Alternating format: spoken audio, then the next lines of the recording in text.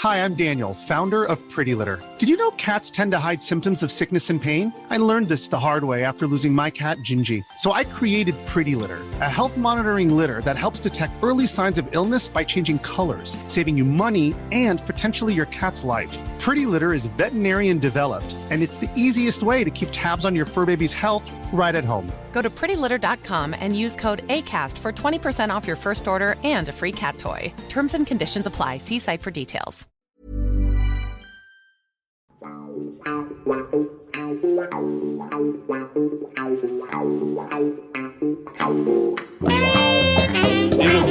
Good evening, Sir Dennis, and welcome all to Aston Villa Through the Years, Mortys Mixtapes.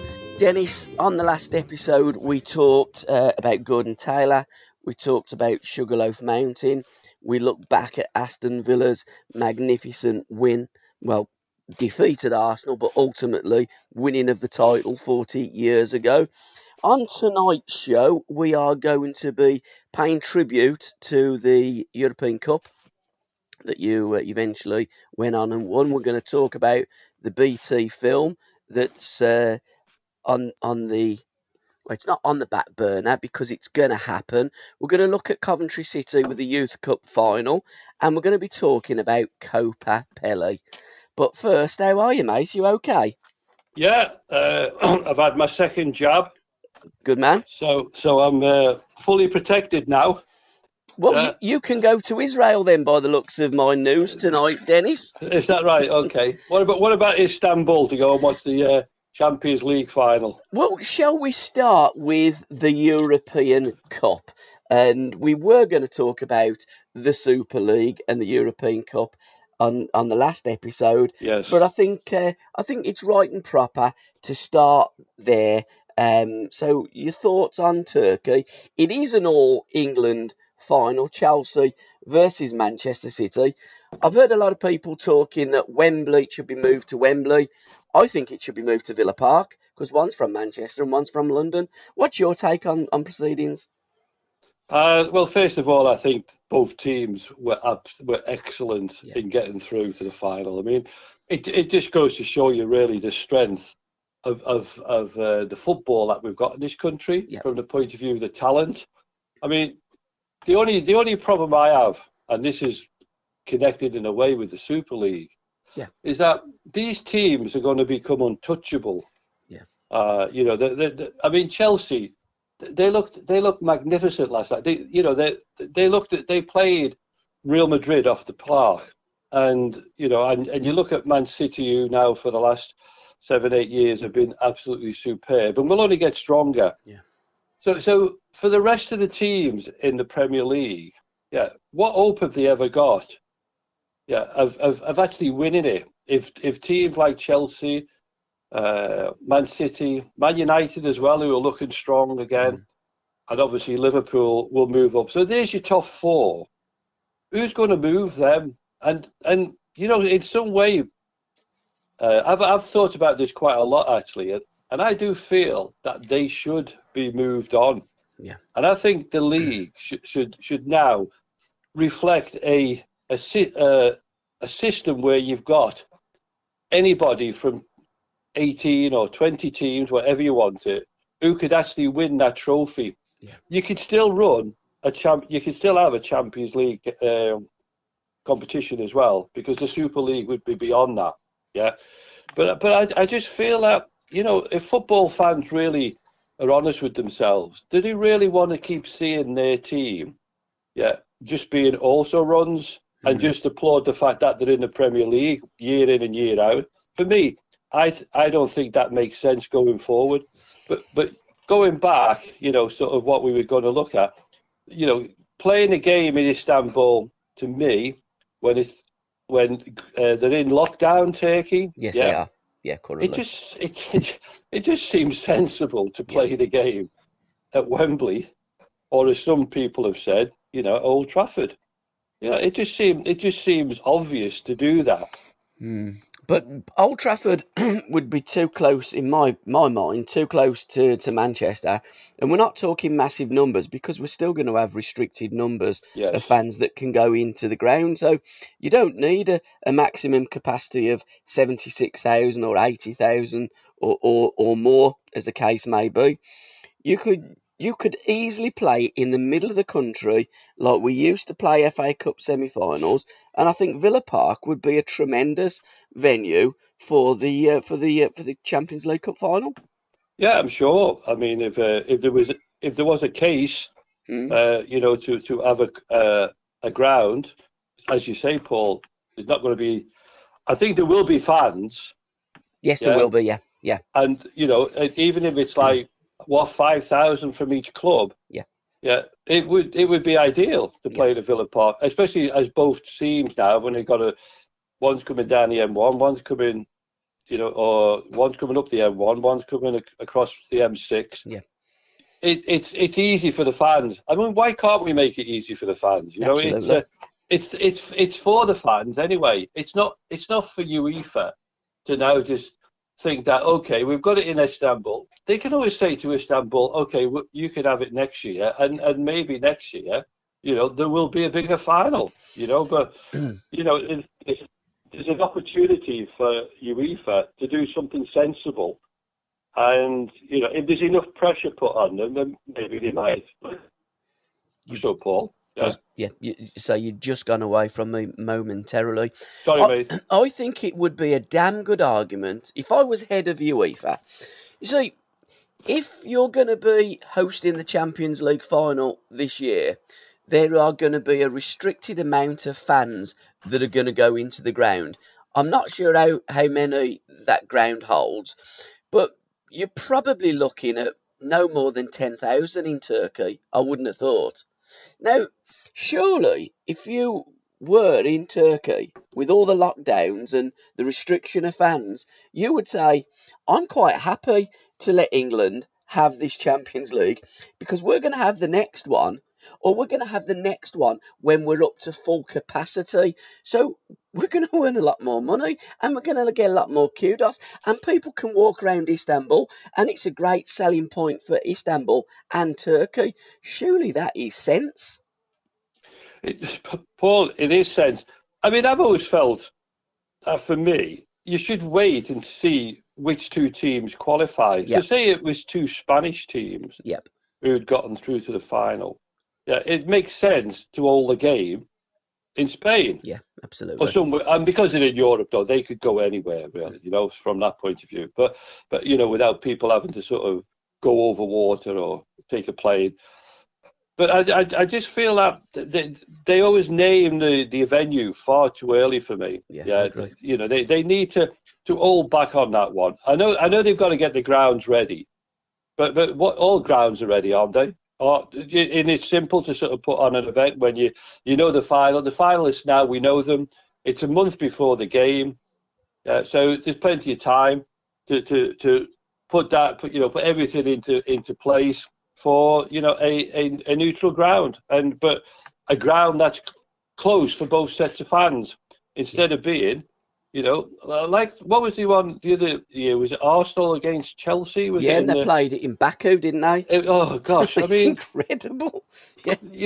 It's supposed to be for the fans, fans of those teams. All the money that those fans spend to get to the final, and then they find that to get to the final ground, they've got to take 2 or 3 sort of trips to get there, and then they've got to get those same trips back. It doesn't make sense, not really, from that point of view. I mean, in terms of Baku, when Arsenal played Chelsea, yes, as you say, I mean, there's 2 teams from London. You could have played that Wembley would have been the ideal venue there. Yes. But there were fans of both clubs having to literally hire taxis to get there because there was no infrastructure to get the fans. I think there was only one plane there. I mean, who actually decided that was going to be the venue for a major European Cup final? Needed their heads looking into, because it was just a non-starter for me. It was a ridiculous idea from the get-go. I know what they're trying to do. They're trying to spread the game out to as many European countries as what they can. And I get that. I think every fan understands it. But I think common sense has to prevail. And I think you're right. There should be something set in that if two teams from the same country are in the final, it has to be played in that country at a venue. And let's be honest, Dennis, games of football are played in all of these venues all through the season, with cup games, probably at least 25 games. It's not difficult to get another one organised, is it? No, we'd all get committees that obviously look for these places. There must be, the communication between sort of all the football clubs. Surely wouldn't it be better if UEFA sent a letter out to the clubs? They might do and said, look, we're thinking about having this game in Baku, in the middle of nowhere, and it's going to take you 4 days to get there. Do you think it's a good idea? Oh, and by the way, your fans won't be able to get there unless they take a taxi, and it's going to cost them an absolute fortune, and it's about 200 miles. Yeah. Surely that kind of information, shouldn't they discuss it with the clubs who are actually playing, in the competition, and say, is that really the place to put it? I take what what you said is exactly right. They want to open the game up to everywhere in Europe, and that's why they do it. And so there's a goodwill thing there, really, but it's not goodwill on behalf of the clubs and the fans who watch their team. It's I think every fan loves to watch their team go to a final, and not to be able to do it when they do get there. It's heartbreaking for them, because the true fan, he wants to be at every game, and he will be. And probably there's fans who did make the trip, but it probably cost them a bank loan. Yeah, because I remember talking to people when we got to the final in Rotterdam. Yeah, and when we go out and do Q&As, and they would say to us, I had to go to the bank and borrow some money. It was the only way. I'd had to take 3 days off work. Yeah. Now these people, they were sacrificing something to get there. Yeah, because it was their team, and it might only be once in a lifetime that you get to see your team in a major competition. So those people who made that journey to Rotterdam, they've got a story to tell. And these people do tell it to us when we meet up with them, about, they might only have been 14, 15 when they went there. Yeah. But they've got a story to tell. The people who now have to be turned away, who can't go to a final, like in Baku, with the Chelsea and Arsenal fans, it might not happen for them again. And so they've lost an opportunity, which, was there for them. Yeah. I mean, I had a neighbour who, big Wolves fan, and he was starting to suffer a little bit from dementia. Yeah. And he's a big Wolves fan. And when he got to the semi-final a couple of years ago, I went over to him and I said, look, I can get you 2 tickets for the semi-final. Do you want to go? And he said yes. The only problem is that his wife, who was doing a lot of looking after him, she sort of came and knocked on my door later on and said, look, I don't think it's a good idea for him to go, simply because he needs someone to look after him. And there was no one who could look after him. So, he missed out on that opportunity, because he was desperate to see his team, which is Wolverhampton Wanderers, in a Wembley in a semi-final, which really, in all honesty, they should have won. Yeah, they should. Yeah, they should have won. I mean, the penalty decision was abysmal. Yeah, in the last 2 minutes, it was terrible decision. But they didn't get through to that. Now, if they got to the final, I would have offered those 2 tickets again. Yeah. But he probably would have been able to go, you see. So, but it's supporters like that that once in a lifetime opportunity, Paul. Yeah. Yeah, I was the same with Liverpool. I mean, I at the time I didn't think of it as being the only opportunity I would get to watch them play in a final. But it was the European Cup Winners' Cup. Well, I was only 14, I think it was 1965, 64. And they played up in Hampden Park. Right, okay. And yeah, and I went up to that game. Yeah. Took a couple of days off school. Well, took one day off school. And that was the day where we travelled. How we got there, we were on a coach. I must have been 13, 14. We were on a coach. We drove all the way from Liverpool up to Hampden Park, and then we drove back that same night. Yeah, we got back at 6 o'clock the next morning, back into Liverpool, and by 9 o'clock I was in school. Yeah. So I only missed one day, and I had a cold that day. So my mum was quite happy. My mum was quite happy to write a note saying he wasn't feeling very well. Yeah. What was the result? But they lost 2-1. So you was feeling even worse. So yeah, it was even worse. Yeah, but you know what was worse? The worst thing about it was the state of Hampden Park. Right. It was a dump. Yeah. We were used to seeing Hampden Park with 120,000 in England, Scotland. International games, yeah. Or the Scottish Cup final. Yeah. And you used to think to yourself, oh, that must be some ground. But when it's half empty, which it was, we were able to walk around the ground and be quite free to go wherever we wanted, really, once we got in. But it was all terracing. The whole thing, except this square box that was where the support the teams came out of. Yeah. And because they were a wealthy club, Queen's Park, because that's whose ground it was. Yeah, absolutely. Got to 2 finals, didn't they? Back in the early days. Yeah. So the ground now, if you can imagine it, so you've got your steps, and in front of the steps was a piece of wood holding the dirt back. Yeah. And that was it. And it was shocking. I couldn't believe it. Hampden Park, a place I'd seen on the television with 120,000, thinking it was going to be absolutely fantastic. What's the most shocking thing? The state of Hampden Park, or the fact that Queen's Park, like it's their ground? I mean, why? I mean, how big were Queen's Park back in the early days? I don't know. It's just mad, isn't it? It is mad. It is. It's crazy to think that they had a ground which could hold 120,000 people. I mean, you could probably guess.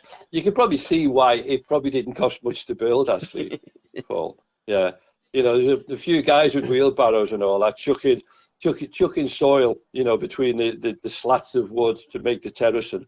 Yeah. So. Oh my God.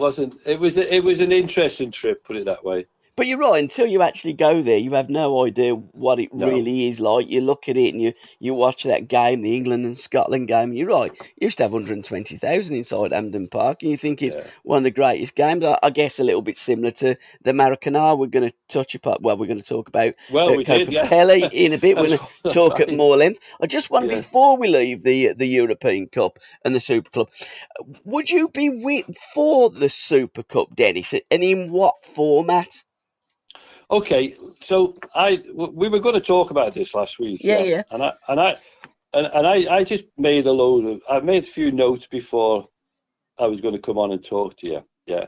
Mm-hmm. And just to sort of mull it over with you, asking. Yeah. And the first thing I sort of questioned was, would they still play in the Premier League? Because at the time, I wasn't too sure whether they were. Yeah. But I think they were still going to be playing in the Premier League. Now, for the starter, if they were, I don't know how that could have worked. No, absolutely. I really don't. Because if they were playing the Super Cup then, that would have meant there's no Champions League. Yeah. But they wanted the Champions League as well. They wanted the Champions League. Yeah, they won the Champions League and the Super League. Okay, so they wanted the cake. They want the cake and they want to eat it, basically. Yeah, they wanted to operate a closed shop. Yes. But surely the Champions League, because in old money when you won the European Cup, it was the champions of the countries that went into the European Cup, and it was the Champions Cup, if you like, the European Cup. Then it got turned into a Champions League. So really, this Champions League is the Super League of sorts, isn't it? It is. And I don't get what the difference is. Yes. Well, it's greed, isn't it? Pretty much, yeah. Everybody has said the same thing. It's just all about greed. And it's quite interesting because a lot of people have also said that because it was being funded by an American investment company. Yeah, bank, yeah. And a lot of the people involved who are working at football clubs are American. Yeah. And a lot of people have said, well, the Americans work a totally different way than what we do over here. Yes, and they do.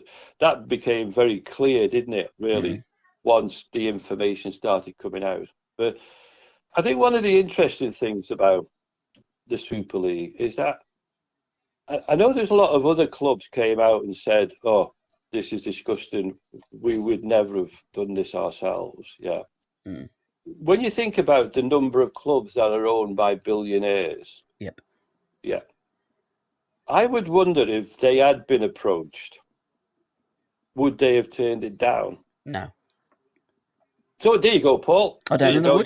Yeah, there you go. So I last week in the Observer on the Sunday, they always have before every season starts, halfway through it, and then at the end of the season, they always have someone speaking from all the football clubs about how they think the teams have fared, who's best player, stuff like that. And so they did this in the Observer, and obviously a guy called Jonathan Pritchard, is the one that does the Villa. Yeah. And so all these people now have given their opinion of how they felt about it. But I would wonder if those guys would have been the same, sort of if their clubs had been part of that. So there wasn't just 6, there might have been about 10. Yeah. Because if you think about it, you've got Leicester City at the moment, who are a third in the league. Yeah. They're owned by a billionaire. Yep. Yeah. And again, I just wonder whether if they would have turned down an opportunity to go into a Super League.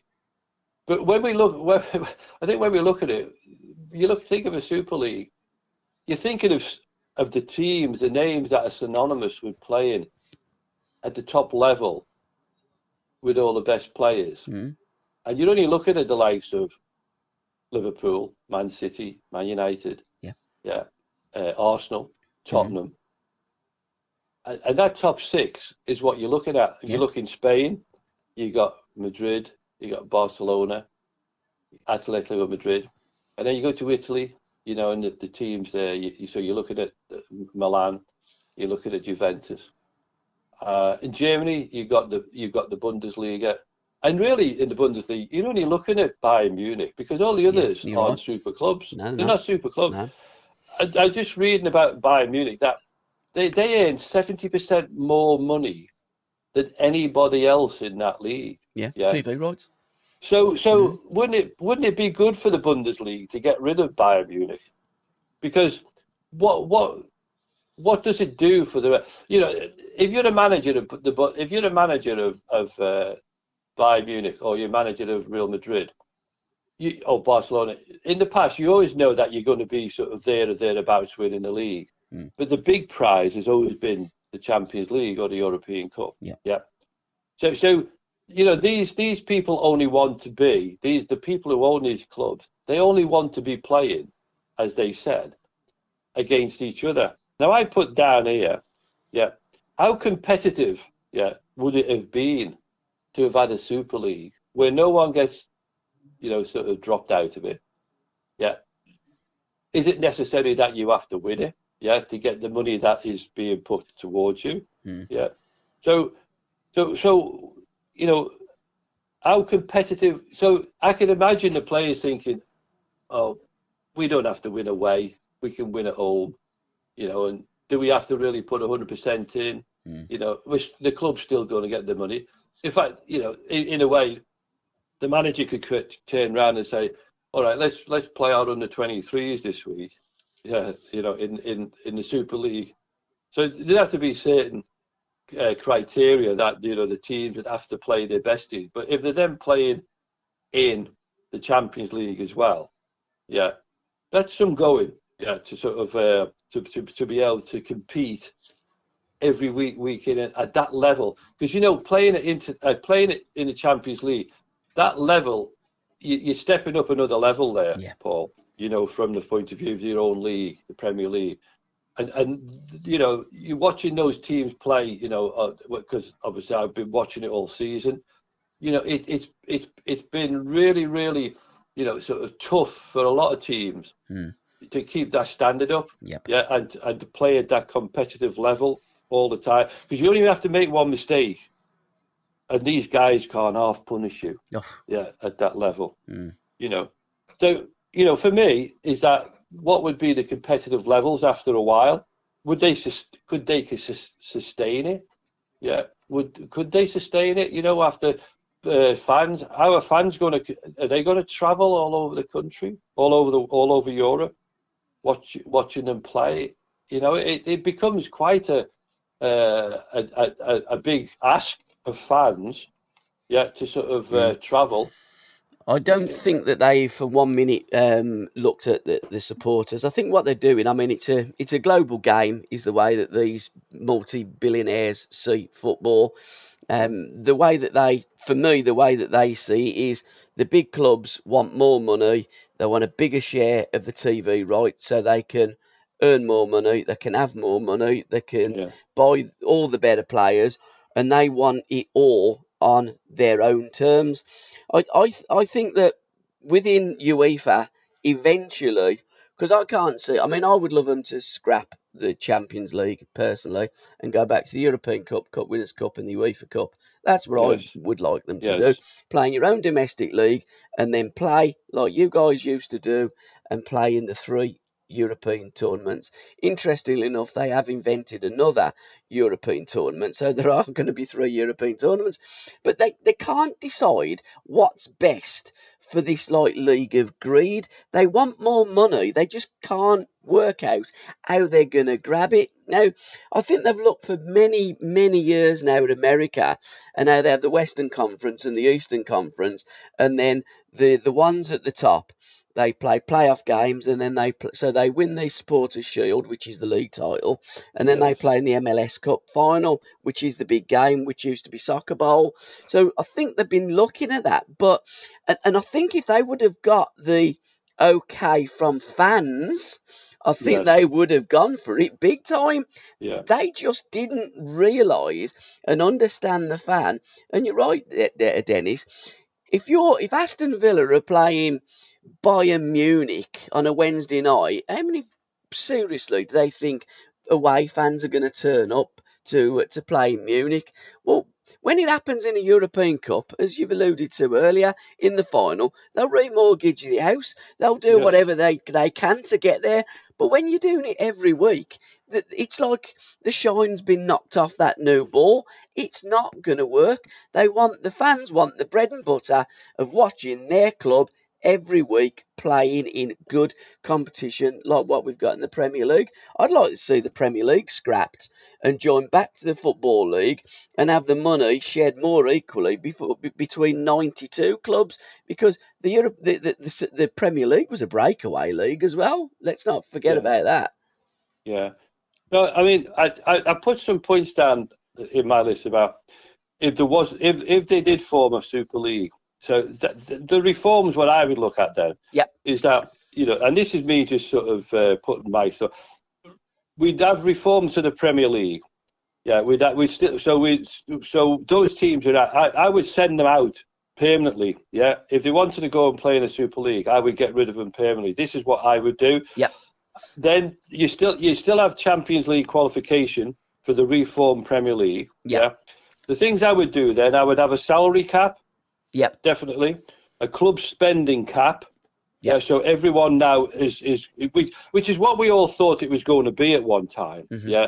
I think when the Premier League, I thought everyone thought that, right, this is going to be an opportunity for everyone to have a chance of actually winning the Premier League. But when we look at it, how many teams have actually won the Premier League? Very few. Since it's been very few. Yeah. So it would also give the clubs an opportunity, I think, to promote more players from the academies. Yeah. From that point of view, because, if you've got a salary cap, you've got a club spending cap, yeah, you're going to promote a bit more from within. Yep. And I also feel what could be good would be that supporters could watch more local teams in their area. So take an example, the Liverpool area, yeah. So you've got teams like Marine, Tranmere, Blackpool, Wigan, Crewe, Chester, etc. Yeah. So maybe now, instead of watching now Liverpool, yeah, or you still go and watch them, but now go and watch other teams in that area and give them your support. Because if what you say that you don't like a Super League, but they did go and form it, how many fans would turn away from it? Not many. They'd still be there. Oh yeah. They'd still be wanting to watch it. But now it just becomes it gives them a chance then, if they wanted to go and support other teams, and maybe the other teams then lower divisions and all that. We could get bigger gates and everything. But to me, you've got to make football. To me, it's got to be evened out now. It's like the Women's Super League. Yep. The Women's Super League is going to be exactly the same as the Men's Premier League. 100%. Yeah. It's just going to be the same. And for me, yeah, having sort of been in the women's game, when I did a little bit of coaching at Wolverhampton, I thought what it was about was giving the girls, an opportunity, and the ladies, an opportunity to play football in a constructive manner from the point of view of a league and everything else, and give them some opportunities to have promotion and relegation and everything. But I never felt it would go as far as it's gone. But now it's gone to where it has, Paul. It's gone too far now for me. And I think what you're going to have the same teams winning the same competitions. Yeah. So if you think, if you go back a few years, Birmingham City were a really strong team, yeah, in the first division, very strong. Nowadays, yeah, they struggle to compete. Yeah, Aston Villa, both Birmingham and Aston Villa are really struggling now in the Women's Premier League. Yeah. Yeah.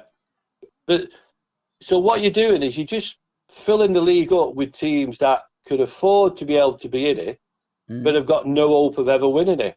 Absolutely. And they're playing against the top teams and losing 6 goals, yeah, which is not good for anybody. Yeah. So why do it? Why haven't they realised that they've made a monster again? For me, they've made a monster, and it's and they just keep on asking for more and more and more. There's the Women's Premier League, yeah. I think it's great, but we're bringing so many foreign players into the country again, just like we did with the men. So where are our young, where are we going to get our England players from again? Where's Scotland going to get their players? Where's Wales going to get their players? Because the country's being flooded again with foreign players. Because of the money. Because of the money. Yeah. And the clubs who are up the top, Chelsea, Man United, who had never had a women's football team. No, they haven't, no. And now they've got one in the Premier League. Yeah. And what do they say? I just have to sometimes think to myself, what is it the clubs want these teams to achieve? Or are they just playing up to the fact that, there should be a Premier League for the women. There should be a Champions League for the women. But the only problem is it's going to be the same teams winning every year. So, absolutely. It's an opportunity. It's an opportunity for young women to become good players. But how many now will fall by the wayside, just like in the men's game? Yep. Who have big hopes, but then find that there's no way forward because it's just full of players from abroad. Same thing, So there's an awful lot going on that needs to be discussed about our whole game, I think. Yeah. And it needs players. It needs people from the game who've been in the game and in all walks of the game to come together and discuss, what about when you were playing 20 years ago or 40 years ago? What was it like then? What do you think of it now? Yeah. Do you think it's gone too far now? Is it now? Is it too much money rolling about in it, and because of that, you've got you've got really wealthy people who are not really interested in football. All they're interested in is what they can gain.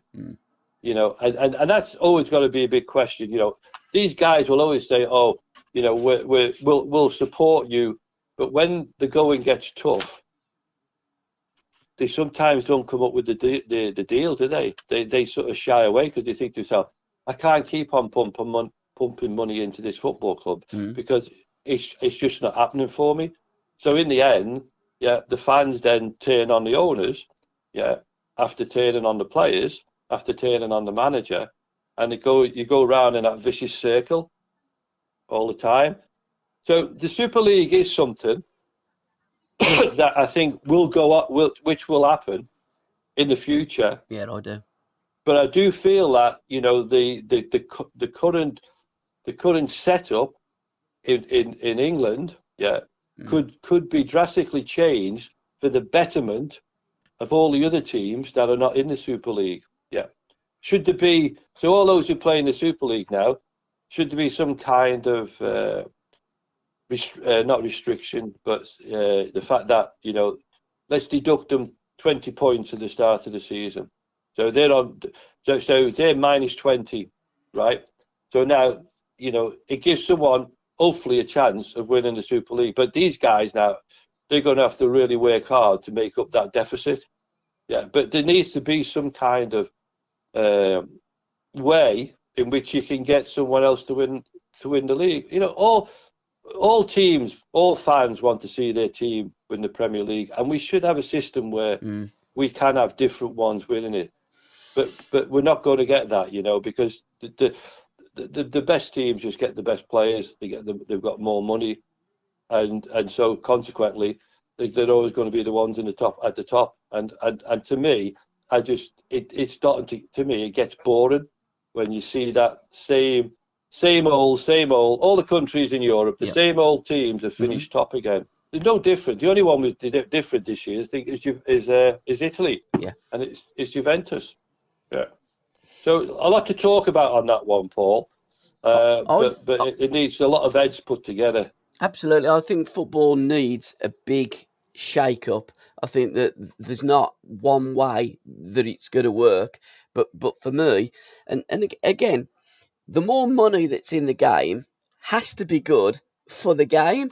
But sadly, the problem is, and what we've created over the years, and you're right, whether it's the WSL, whether it's Super League, whether it's the Champions League, whether it's the Premier League, we're creating elitist leagues. Now, for me, if we have leagues and we have a structure in our league where there's a more equal share of the TV revenues, then that can only be good for the game and good for all the clubs. The clubs then could win the League Cup. They could win the FA Cup. If they win the league, they go into the European Cup. They've got a chance of winning the European Cup. It has to be more harmonised football. And the way it's going, the monster is getting bigger and bigger, and it's just gobbling up everybody else. And it makes me laugh when they talk about this football family, because it's an absolute farce and a myth. There is no football family. It should be. And within a family, you look after each other. But with this so-called football family, they just want to look after the big, the rich, and the powerful. But it's like, hey, how about the rest of us? Totally agree. You know, the other thing about this Super League is that, you know, you've got so many... the television, you've got plenty of broadcasters now, who could come into the picture. You know, when you think of Netflix, Amazon, now BT Sport. Obviously, there's another one that's vying for opportunities to show the football and so, you know, because there's so many broadcasters. That to me now, will. Could they could all do a different league each? They could do a different league each, and from that point of view, then is that it should be accessible, to the fans. I mean, the thing is about watching it. You see, a lot of people, to me, they miss out on the Champions League because it's on BT Sport. Absolutely, You know, so I you know that I'm on BT Sport. I'm not on Sky, so I miss out on a lot of the Premier League. Yeah, I'm on both, to be fair. But... Yeah. Well, you need to. Yeah, well, you could watch your football. But I just think with all these people that are around, yeah, you know, it could be that they, yeah, are the ones that might in the end dictate, yeah, what really happens. Because if they now decide to form some kind of cartel and say, look, why should we pay £4 billion to the Premier League? Yeah, why don't we just get together and say, right, we'll give you guys £1 billion, but that's all we're going to give you. You know, then the clubs they'd have to start looking then. Well, we're not getting as much money in here. Yeah, so what would they do then? Yeah, would it mean now they've got to change the way they manage the money that comes in from the football, from the crowd?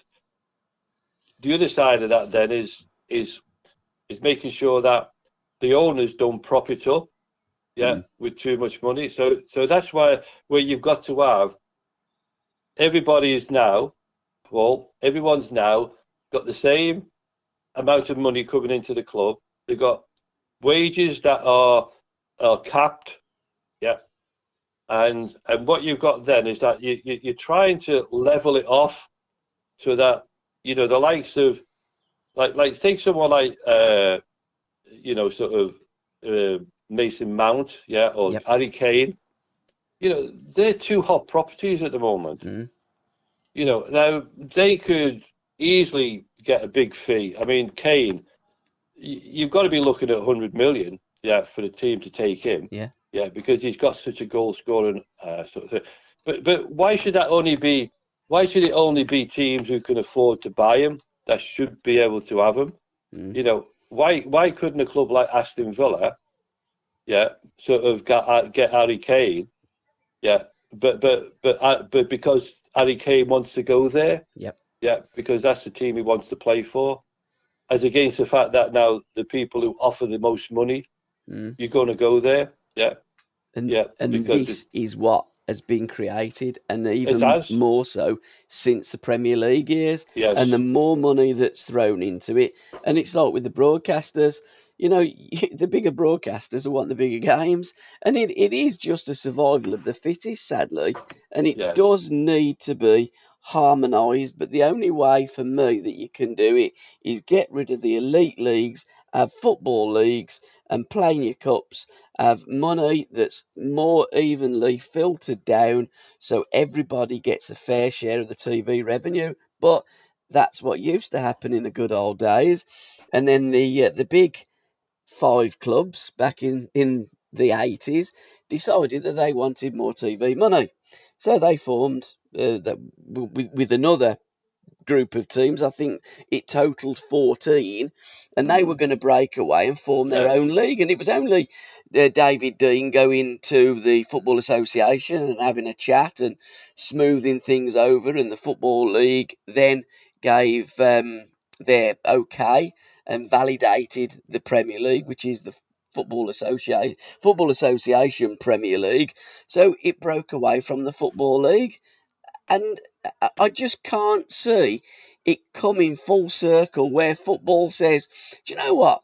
For the good of the game, I think we all should take a pay cut and we should all go back to what we used to do. I'd love to see it, but it ain't never going to happen, sadly. Never going to happen. But I think you're right. And I think you said it earlier on, is that, you know, how would fans feel about that, where now they know their team is now playing on a level playing field, and they're not going to get that glory every year. Because you look at Man City, I mean, how long are they going to reign? Till Shape How long are they going to stay, you know, as the top club? Who's going to knock them off the pitch? Well, I could see the way Chelsea are developing, with their team and the players they're bringing in, that they could be now going to be in the same sphere as because they've got a multi-billionaire, who's looking after that football club, just like Man City have. So, Liverpool, they talk about the fact that they don't have that kind of money. Yeah. So Liverpool would have to find then someone who's got billions to come in and help them stay at the top. But who's got the bigger gang? Who's got the bigger bank balance? No, that's your problem. Yeah. That's your problem with football. Paul.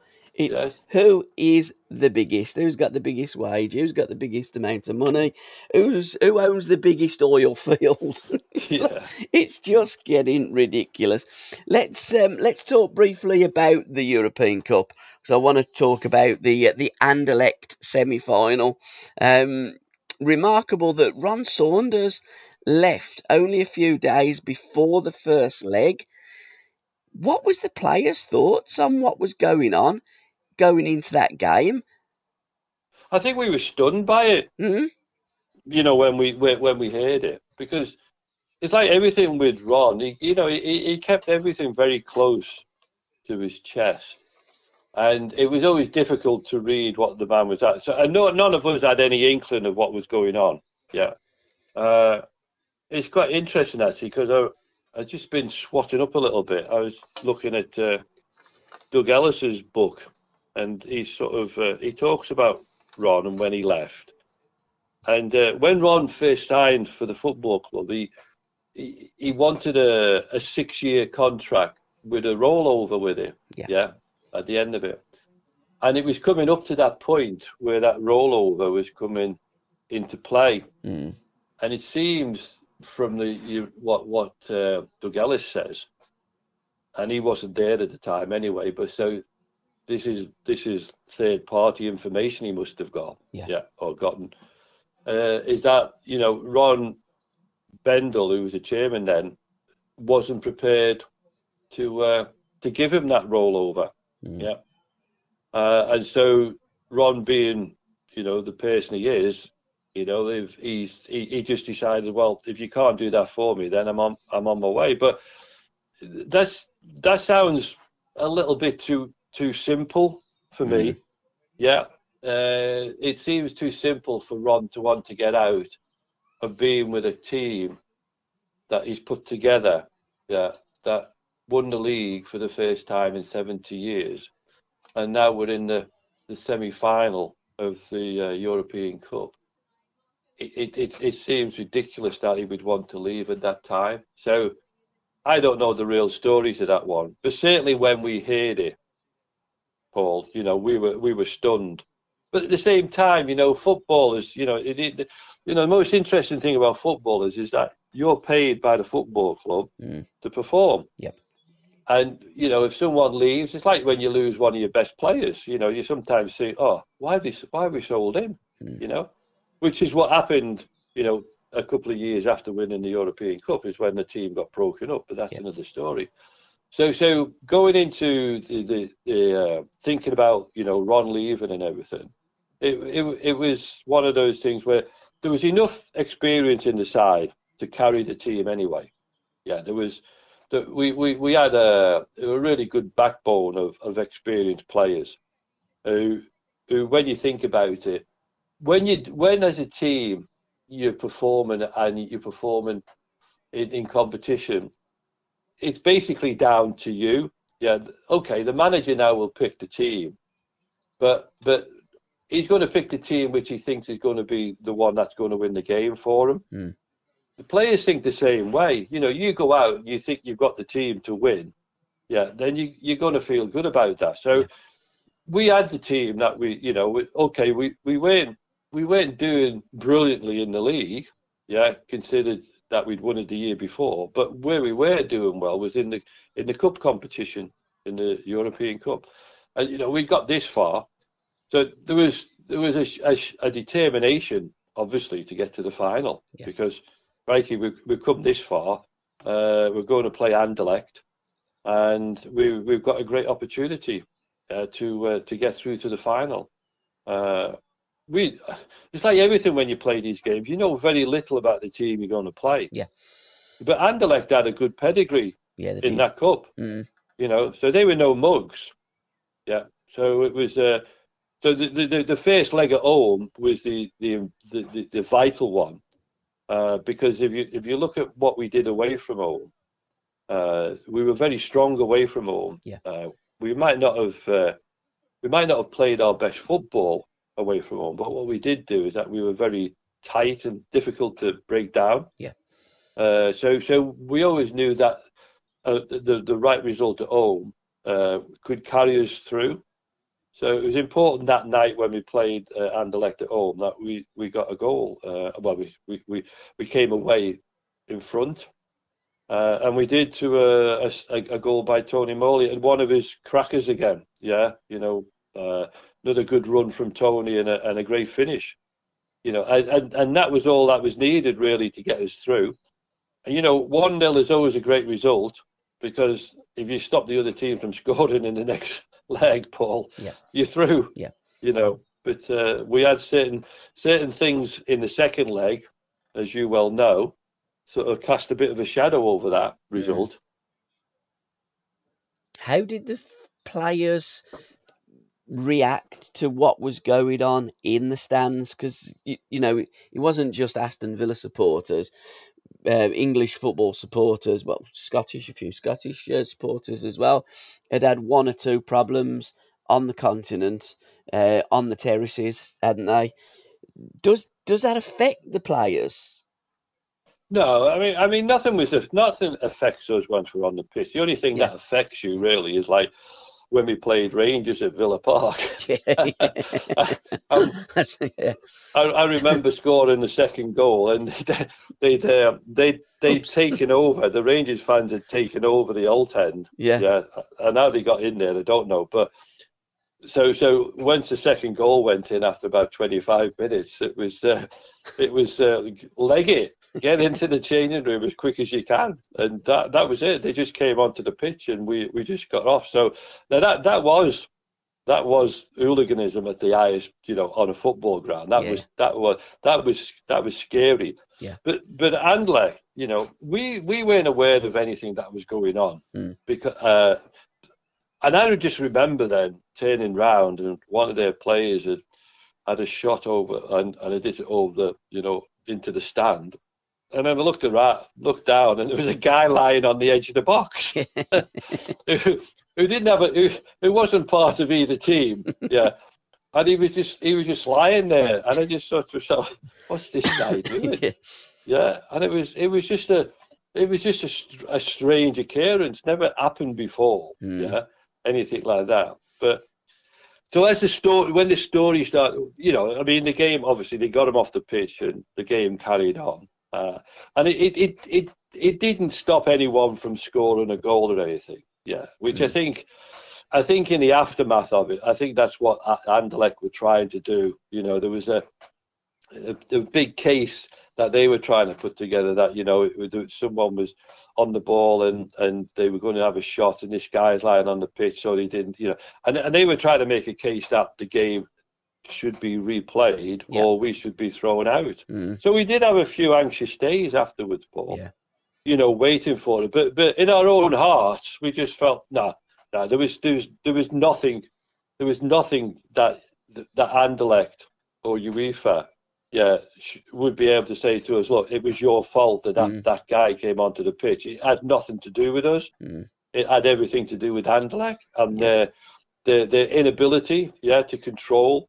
Yeah, because from all accounts, I think it was a guy he was in the middle of the Anderlecht supporters, and he wanted to get out, and he thought the easiest way was to climb over the fence. And why he ran on the pitch, I don't know. I don't know whether anyone ever did an interview with him. Yeah, it would be good actually to get that guy and find out what was going through his mind when he ran onto the pitch and what he was trying to attempt to do. Probably stop Anderlecht scoring. You know what I mean? It might have been, or get the game abandoned. But listen, it was just a straight hit.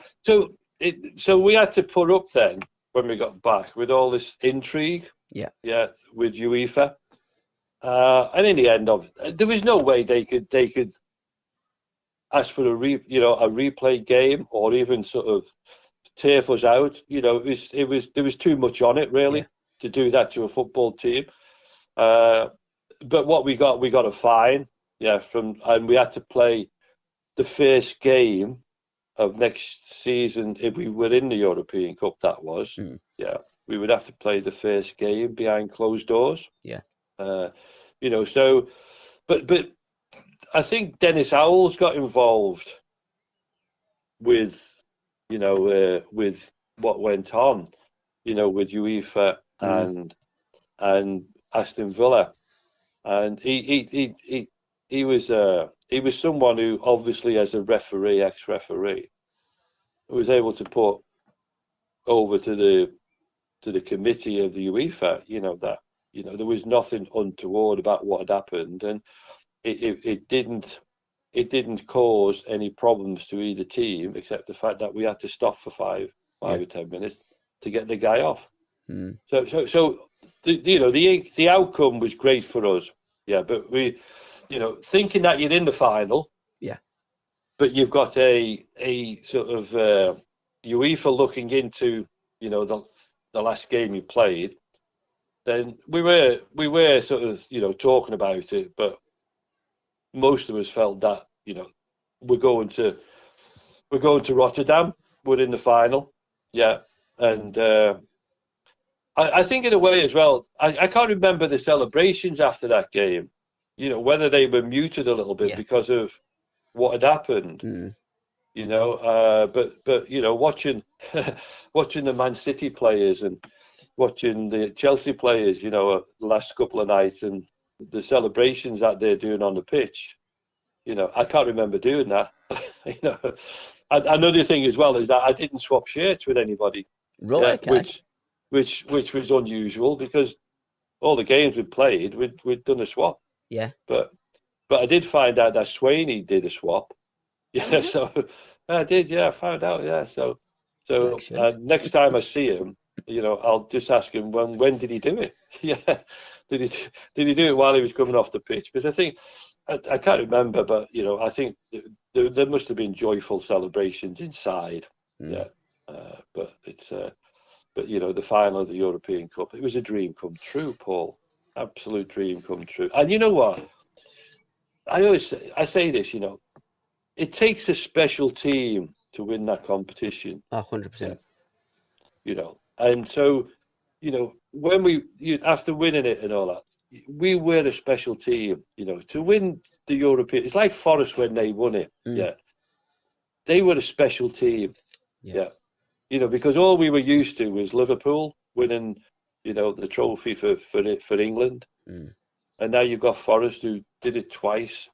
You know, and then we took it. Yeah, they made it. You know, so then it was just English clubs that were doing it. Yeah, year in and year out. But it takes a special team to win that trophy, and I think we were special, and it proved in a way that. And I always feel this. You know, when a football team is doing well, a manager really is there just to, you know, keep the peace. Yep.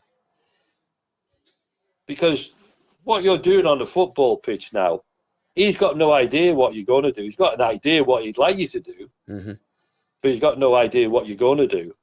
Yeah. So until you play that game and you're playing away, you know, he's sitting there in his little dugout, the manager thinking, oh, well, he stand up now, don't they? And, you know, sort of walk around all over the place. But kick every ball. But you know, once you're on the football field, all they can expect from you is that you put in that normal performance that he expects from you. And so we expected that from each other. Yeah, once Ron had gone. And Tony came in, and Tony just kept the peace, really. Yeah. Yeah. He kept everything going.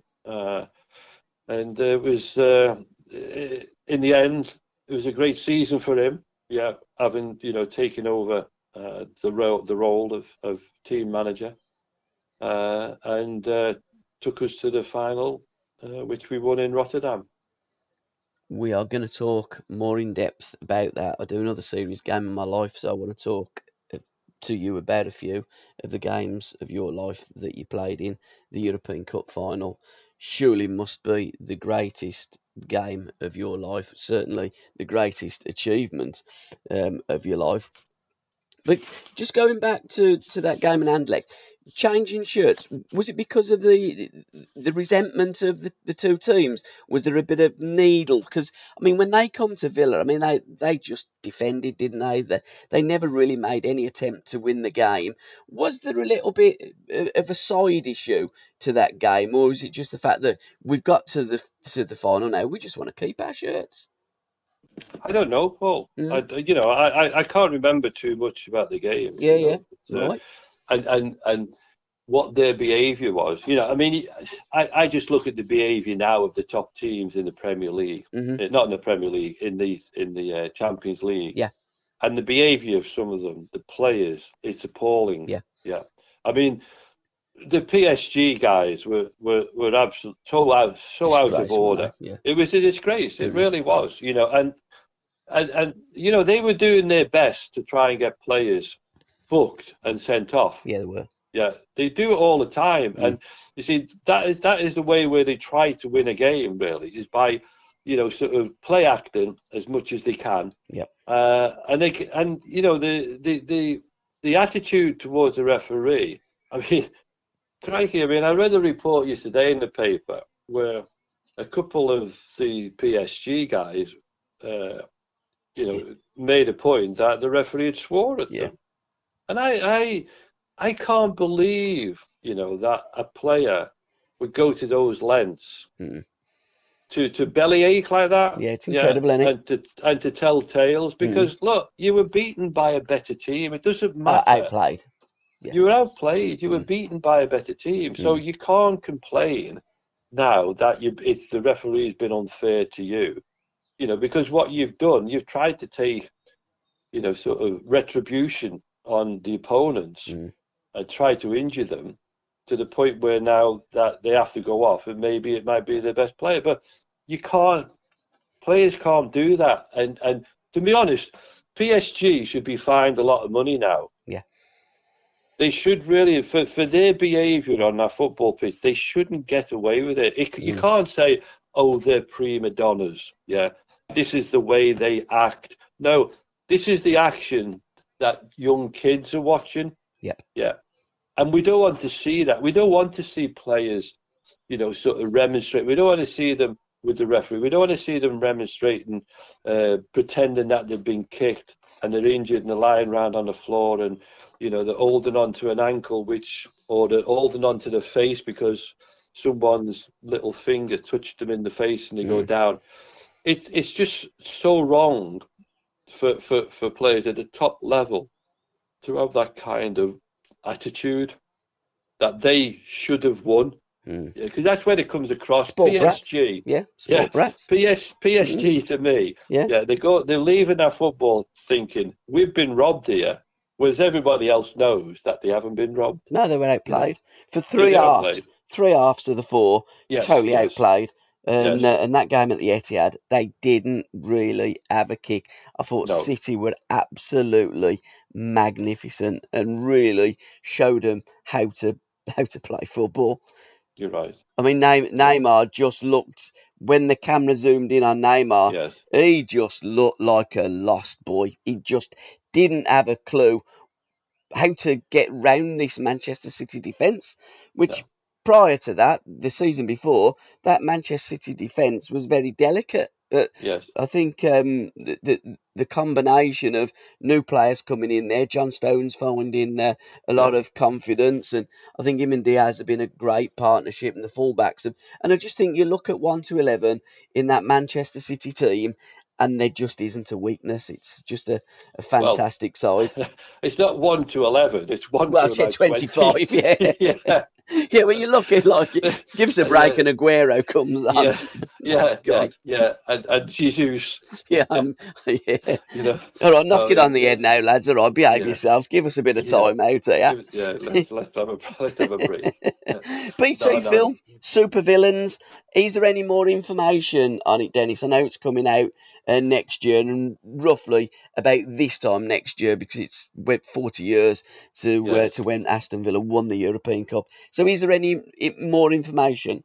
No, at the No. moment, no. I mean, we've had the press release, and Yeah. I think what we're doing now, we're just waiting for the company that are going to be doing the filming, Yeah. to get everything together, because they've got to find somewhere in Birmingham, and because we're going to be coming out of COVID Yeah. a little bit, I think they've been waiting for the all clear, really. Yeah, sure. To find a studio in Birmingham where we can get on with it. So, but we're expecting. I think what we're expecting is maybe the end of May, beginning of June. It would be good actually if we can get it that late, because I don't know whether you're aware, but Ken McNaught, who's been struggling badly over the last couple of years after a heart operation. Oh right, I never. Yeah, Ken had to go into a hospital. He was in hospital last week for another dangerous operation. Now he had to go through. Yeah, and he's come through that now. So I would be open as well that Ken will be fit enough. To sort of to come into the studio, and we can all meet up with him and everything. And he can, because what we want to try and do is obviously get all the heroes together. Yeah. And it'd be nice if we can get him, because we're going to be doing this in sort of probably little partnerships, from the point of view of the interviews. Yeah, sure. So it'd be ideal if we could get Ken with Alan Evans and maybe Jimmy Rimmer, because that little triangle. Yep. Yeah, those three, was so important. Not only from a defensive point of view, but also from an attacking point of view, from corner kicks and stuff. So, I just keep my fingers crossed that Ken, will have recovered by then. And to get the stories, because we want to do this. You want the real stories, to come out, and the real story about Jimmy Rimmer and coming off in the final. Yeah. It's that is a story in itself. Because the fact that I didn't know anyway. I don't know whether anyone else knew that he had a problem, but I think it was a stunner to most of us. But and then Nigel Spink, who not really played a game for us that season, comes on. Yeah, and that's another story. So we'll leave it at one. Absolutely, it's incredible. And Jimmy Rimmer, he's two European Cup winners, medals, and I think he played 11 minutes in both games. You're right. Yeah, can't be bad. Yes. The Facebook page that ties everything together is AV40 40th anniversary tribute page. Twitter at AV40T, and the website is av40tribute.com. Are Aston Villa as a football club coming to the party with the BT film? Will they be letting you do filming inside Aston Villa? Because there's a lot of lounges there that they could utilise. Well, at the moment, we're not bothered about them. Sure. Simply because BT have found rooms. In Birmingham, I think they've obviously found the right place, because they've not really mentioned Villa Park to us. Yeah, sure. I mean, if they want footage of Villa Park to show things and all that, they can do. But as far as they're concerned, it seems to me that they just want to get the story. Yeah. And then they've got, because you've got to remember, BT now own all the rights to the Champions League and the European Cup. So they'll have tons of footage which they can call back on, which hopefully will be, again, the background to what we're doing. So when we're talking to them, I'm sure they'll be then putting highlights in of stuff that we did, a little bit like what we were going to do, and we're still going to do it with the AV40. Once we get over COVID and we can get into places where we can talk to the fans, we'll have that sort of scenario where the guys will be talking about certain games, and we'll have footage, of goals that were scored, and we'll be talking about that in greater length. So, so I would imagine the BT thing will be exactly the same. It will be full of really good archive stuff. And obviously, the information coming from the players, will just add to it. So I think I'm looking forward to it, because as I said earlier, Paul, special when things happen to the football team, and it's been very special, and it was for us for those 2 seasons. There really should be a story about it. 100%. Because the great thing about all these different, sort of television outlets now is that there's opportunities that they want to take. Where they can actually now bring stories to life, and I love those stories. And I do. Because I love the BBC 4 stories on pop albums. When they take you through how the album was put together, and you listen to all the soundtracks and everything, and and how the guys in the studio sort of threw things out and put things in, and I love those stories because it just tells, especially when it's something special. And obviously winning the European Cup was a special event for Aston Villa, but particularly for the players. So we look forward to it. I'm really looking forward to sort of getting started with this, and look forward then to what comes from it, from the point of view of how they put it together, and how we come across, and the footage that they'll use to show off what it was, because the good thing about it is there was only 9 games, Paul. There wasn't like the number of games they played now. I think it's 19 to get to the final now. It's incredible, isn't it? And it's going to be even more next season, isn't it? When they do what they want to do, I think from 23-24 season, there's going to be even more games, and historically teams can go in there that don't have to qualify. It's an absolute nightmare. Are you talking to Johnny Owen Sunday morning? I am. Yeah, good. Johnny Owen and friends on Talk Sport. It's 9 till 11 o'clock. Have you got a slot? Do you know when you're on yet? Not really, no. I'm just waiting for that. I did speak to Johnny yesterday, and I just said, what time would you want us on? And he just said, well, we come on at 9 o'clock, but I don't know what time yet. So if you're saying that he'd probably slot us in somewhere, then that'll be good. Because it's quite interesting, because obviously you want to talk about my music taste as well. Not just football, but we'll talk about the AV40 again, but also my record, sort of how I've built up this collection of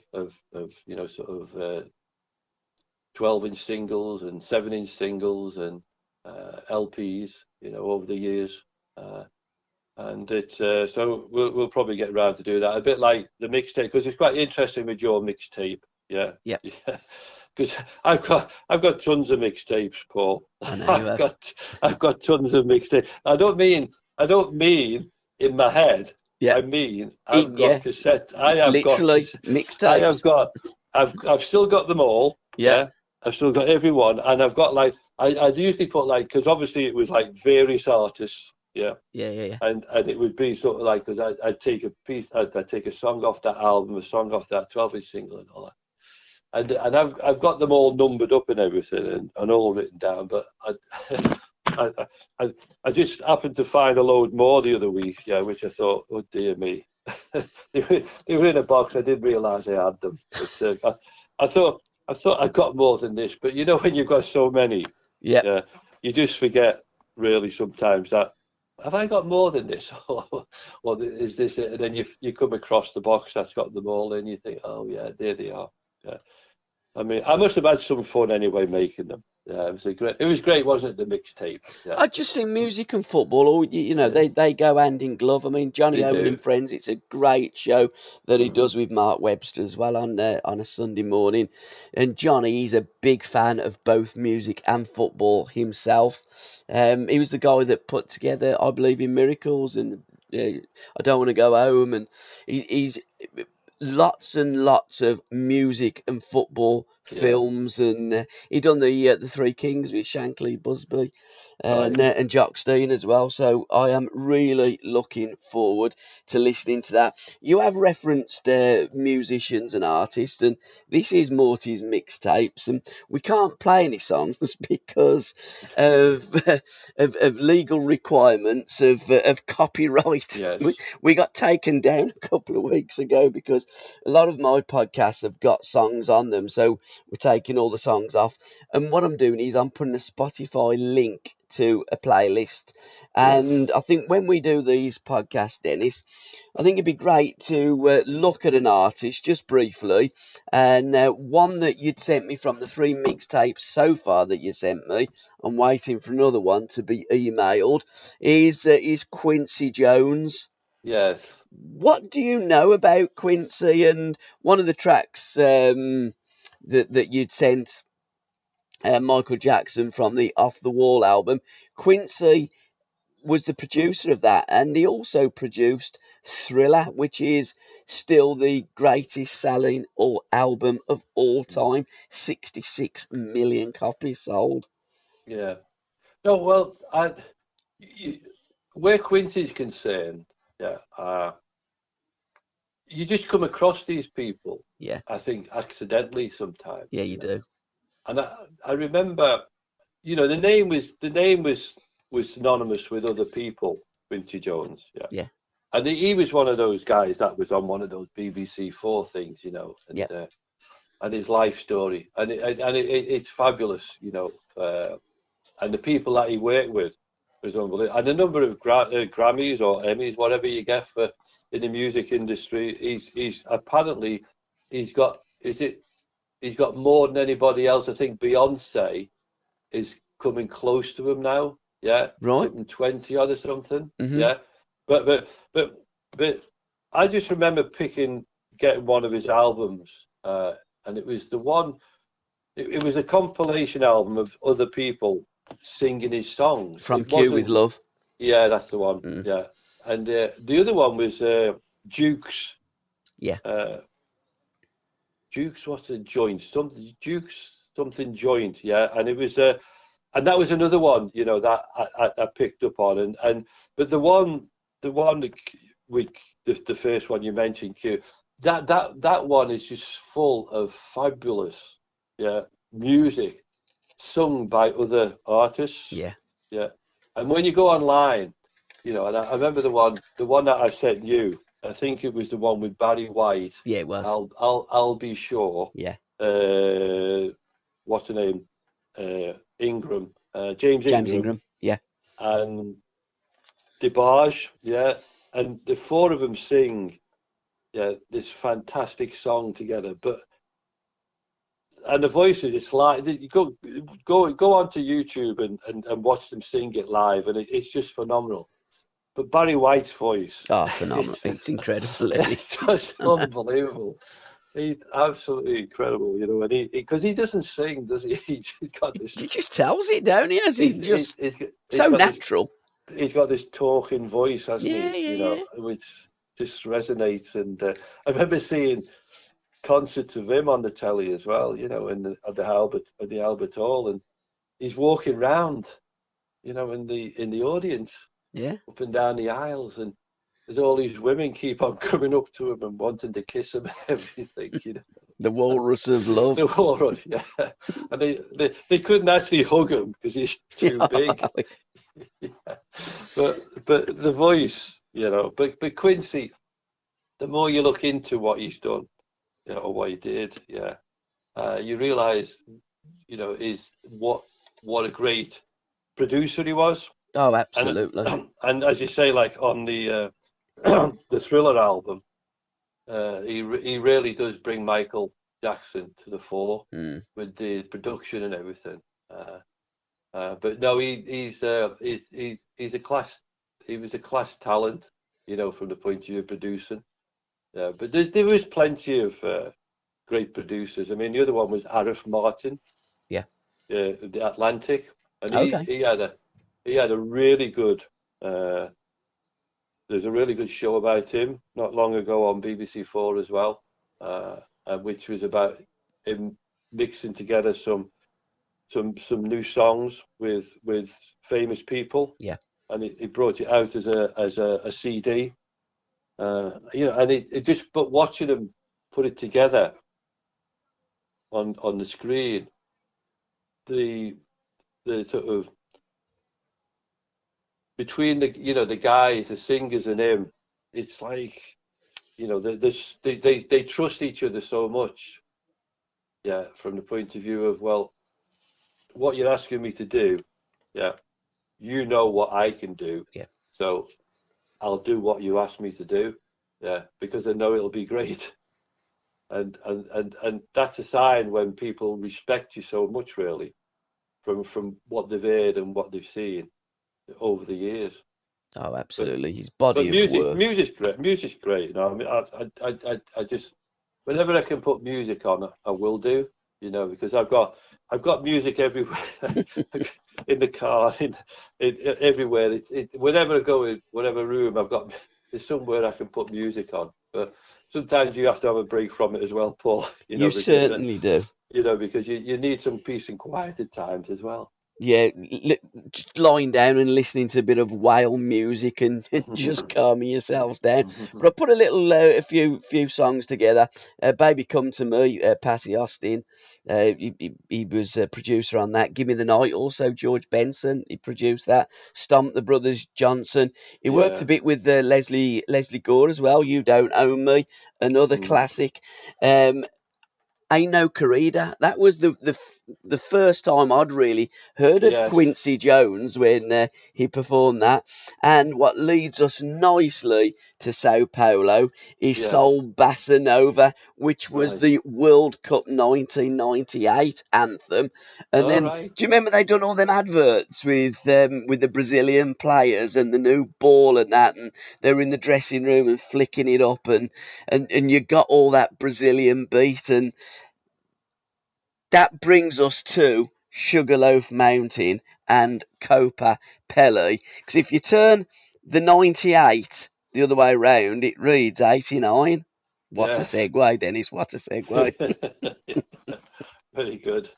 Very good. So, what's your memories of this Copa Pele, and how did you get involved? Because England were the first Copa Pele was in 1987, and it was just the South American, I think the 4 South American Yes. countries, and then England got involved, but it wasn't England; it was Great Britain, wasn't it? It was. In 1989, they did Yes. return and played a few more, but this was the first time that we were involved as a nation, but we had a couple of Scots and it was called Great Britain.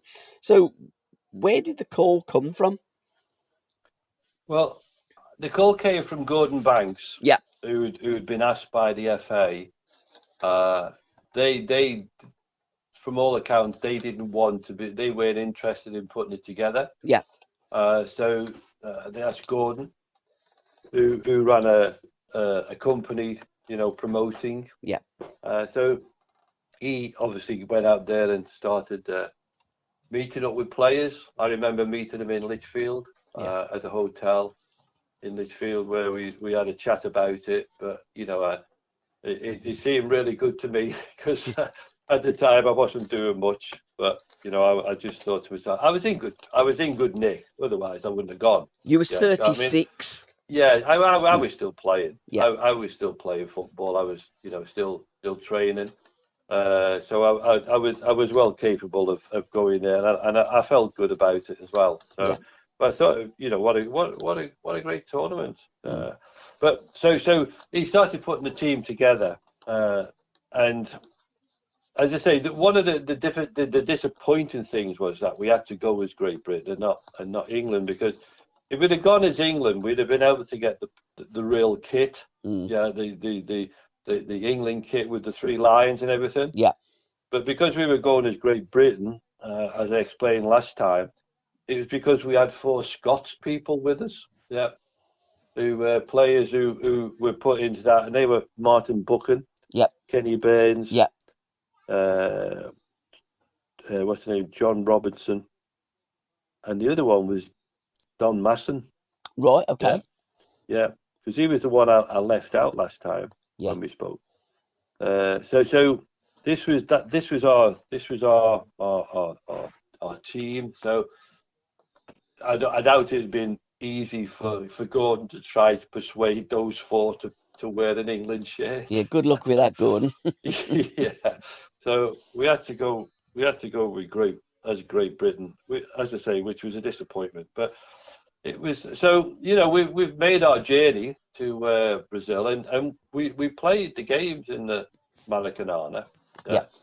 And again, looking at it again when it's full, it looks absolutely fantastic. But being there and just seeing it as it was, again, it's just a load of concrete. Yeah. Yeah. And nothing special. But a football ground becomes special when you get people in there. Yeah, absolutely. And this, what they do when they're in there, the singing and everything else that goes with it, Paul. So.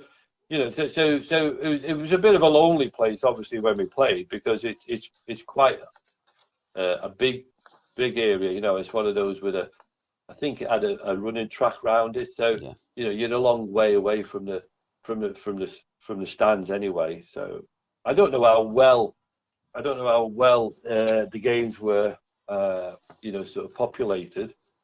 Probably when Brazil played, there was probably a good few there, but. It was never going to fill the auditorium or the stadium. Were they all played in the Maracanã, every game? Yeah, every game was played there, yeah. Got you. Every game, yeah. I mean, it was, there's only 6 teams, so it wasn't difficult to play those games, And I mean, some of them, I did go on the internet to see if there was any footage of them on YouTube. I picked out a footage because only of the final. Yes. Brazil beat Uruguay 4-2 in the final, and so I have posted up on the Facebook page, Mortys Mixtapes. It'll be on there. There isn't an awful lot. There isn't, is there? No, there's not an awful lot, and that's the problem in those days. Hello. Yep, I can. Can you hear me? Hello. Hello. Yep. That's all right, Paul. I lost you there a minute. Oh, yeah. Okay. Yeah, back in those days, there wasn't the coverage, the wall-to-wall coverage that you get today, but there is a little bit of coverage. First game was on the 15th of January, because it was a January tournament, wasn't it? It went from the 15th to the 2nd of February, so it was probably a 2-week tournament. Yes. First game, Argentina got beat by Uruguay. England, Great Britain's first game. You played Brazil in the first game. Yeah. Welcome to Sao Paulo. Yeah, they threw us to the lines there. Didn't they just? They thought to themselves, let's make a fool of this lot. Yeah, because it was a shame really, because we had a really good squad. Yeah. I felt the squad was good enough, possibly to have gone in to get to the final. The fact that we had to play Brazil so quickly when we got there, it would have been better if we could have had maybe a couple more training routines and everything. But it's quite interesting, because on the first training session we did, so the thing is that Norman Hunter, who was in charge of the group, the first training session we did with him, he pulled his calf muscle. No, right. Right. So he must have been gutted, because he didn't want to go all the way over there, Paul, and not play. Absolutely, yeah. And the fact that obviously he'd played against the Brazilians before as well. Mm-hmm. Or he'd played. Yeah, he might have played against most of these teams before. Yeah. He was really keen to get out there. So we lost him pretty sharpish. And it was a shame, because I think if he'd have been playing, he'd have played alongside Kenny Baines at the back, and I think they would have made a good twosome. Mm-hmm. But because he was injured, the other player who we had there was Martin Buchan. Yeah. And Martin got injured as well in the game. So I had to move back then into alongside Bainesy. Yeah. Which took away what I felt with my attributes of playing in midfield. Yeah. Yeah. And I felt good. Mm. So I thought, it's a shame that I've got to go back here, because Martin, he didn't recover until about the last game, and obviously Norman, he didn't recover from his But we didn't disgrace ourselves. But what was interesting, I think we lost 2 games, and then we played West Germany. Yeah. Now the West German side, yeah, they were flying in and flying out. Yeah, I'm right. So the likes of Browne, Beckenbauer, yeah, they come and stay for a couple of days, play a game, and then they go out. They go away. They go and do something else. Yeah, right. Maybe they had another exhibition game to play in somewhere else. Another Masters tournament. But the Germans was to me, they were surrounded by, I would imagine, some wealthy people. Yeah. Yeah. Because they had quite an entourage with them. Right. Yeah. Yeah. So I can only imagine that they were living the life of luxury, where we were the paupers. Yeah. We were the paupers, and we were the ones that didn't have the FA behind us in a way. Yeah. Yeah. So we were doing this in a way, sort of, to try to, I reckon, to save face in a way, because why you've been invited and not to turn up would have been disaster, really, from the point of view of international relations, I reckon, because why couldn't they turn up? Why couldn't we get an England team together? And anyway, they allowed us to play as Great Britain, which I thought was a surprise anyway. Yeah. Why would they let us play as Great Britain? Crazy. Who knows? They probably all would have been looking. Well, who's Great Britain? They've never won the World Cup. Yeah.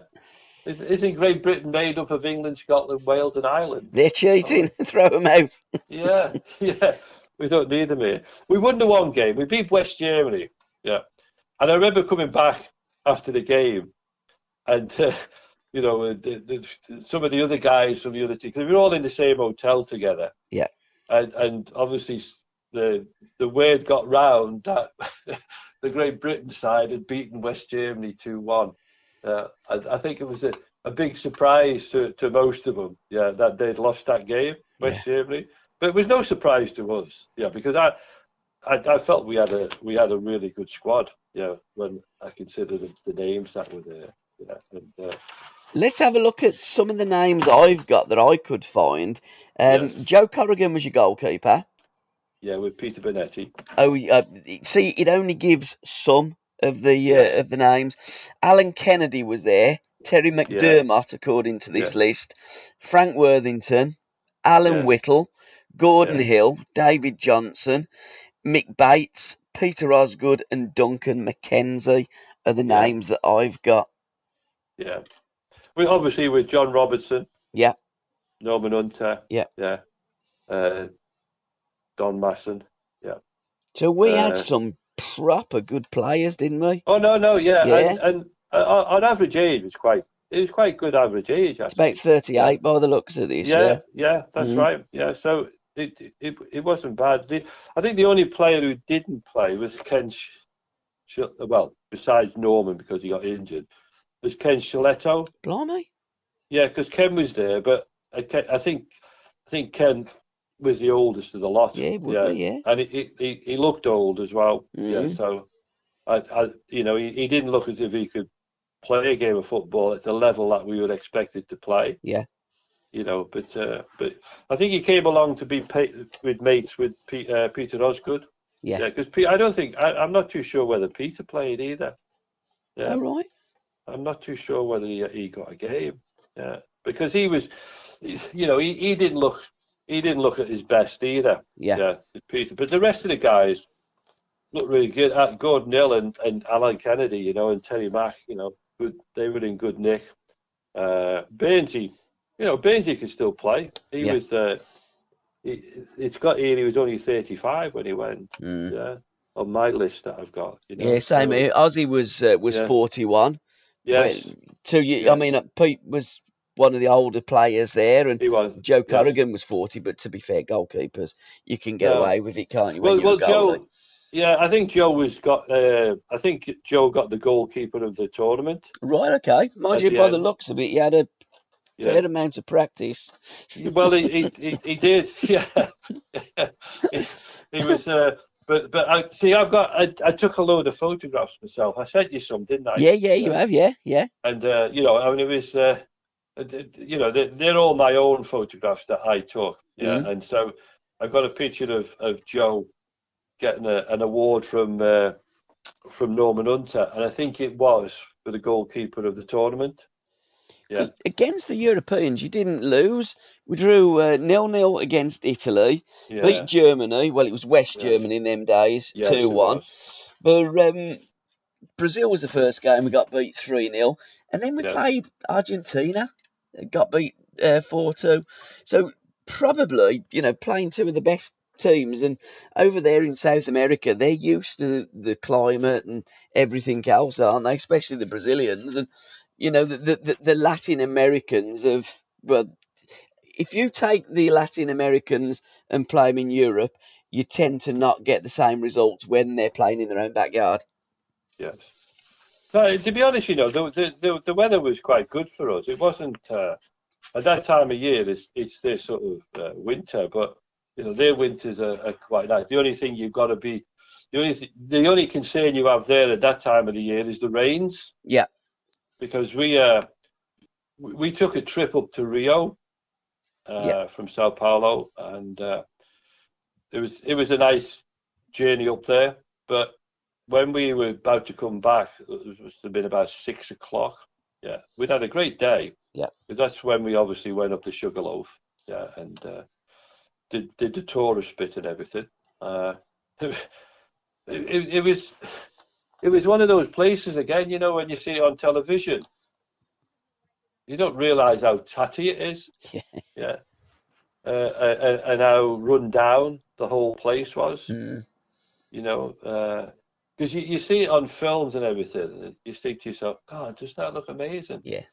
Crowded beaches and everything. But it was a real eye opener, because remember we were sitting at this hotel in this restaurant outside, and we were having some food, and you've got these starving kids who are looking at you. Wanting you to throw them a chip or something.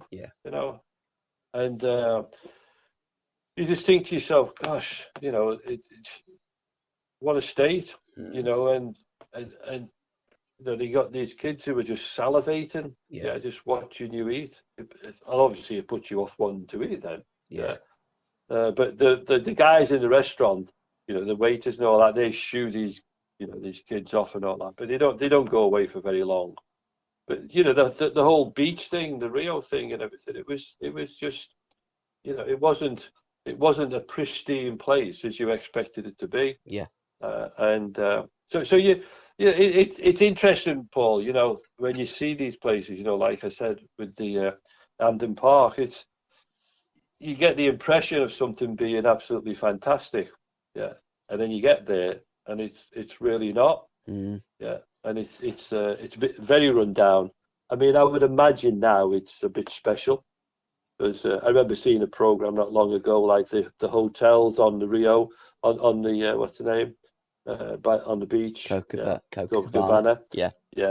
They've all been updated now, and you've got lots of wealthy people who are visiting there a lot more, and it's a place to go, for the elite. Not just the elite, but there's lots of other people now who can afford it and are quite happy to go there. So we'd had that day now in Rio, and it started to rain. But the thing is, when it rains over there, it just doesn't rain. It comes down. It comes down. The whole place goes black before it goes dark and everything. But so we're sitting now in the airport, and we're on the first level. And this rain is coming down, and you can see the lightning striking the ground, and it's unbelievable. And so we've had to wait now something like about 3 hours, before we can get the flight back. So it wasn't put off, because they know these things come in and then they go in Brazil. So we had to wait about 3 hours before we could get on. But so we're sitting there on the first level, and this water is just relentless. And eventually it starts coming in the windows and everything on the first level. And it's running down the stairs. Yeah. So water now is actually running down the concrete stairs from the first floor. So it's just one of those amazing happenings. You think to yourself, is this real? Is this real? Eventually we get on the plane. The storm's over. Yeah. Sky's cleared a little bit. So we jumped on this plane. One of the things I used to hate about flying, and well, it was anything with traveling, was that I used to hate people who smoked. Yeah. I couldn't suffer that. So we all get on the plane and we're all put in separate seats. We're not sitting with one another. And I remember sitting in between two blokes, both of them smoked. Yeah. But so we've got this flight back now, and we're actually following the storm. Yeah. We're following it. So the plane, you can imagine it's going all over the place. I've got two guys who were smoking, both sides, and I'm feeling so sick. And I just want to get off. I really do. So we eventually get back, and crikey, was I so relieved to get some fresh air. But it was an event. That was an event, to sort of just going up to Rio. But I was glad I saw it. Yeah. It's to go all the way to Brazil and not go up to Rio. Would have been sort of a big miss.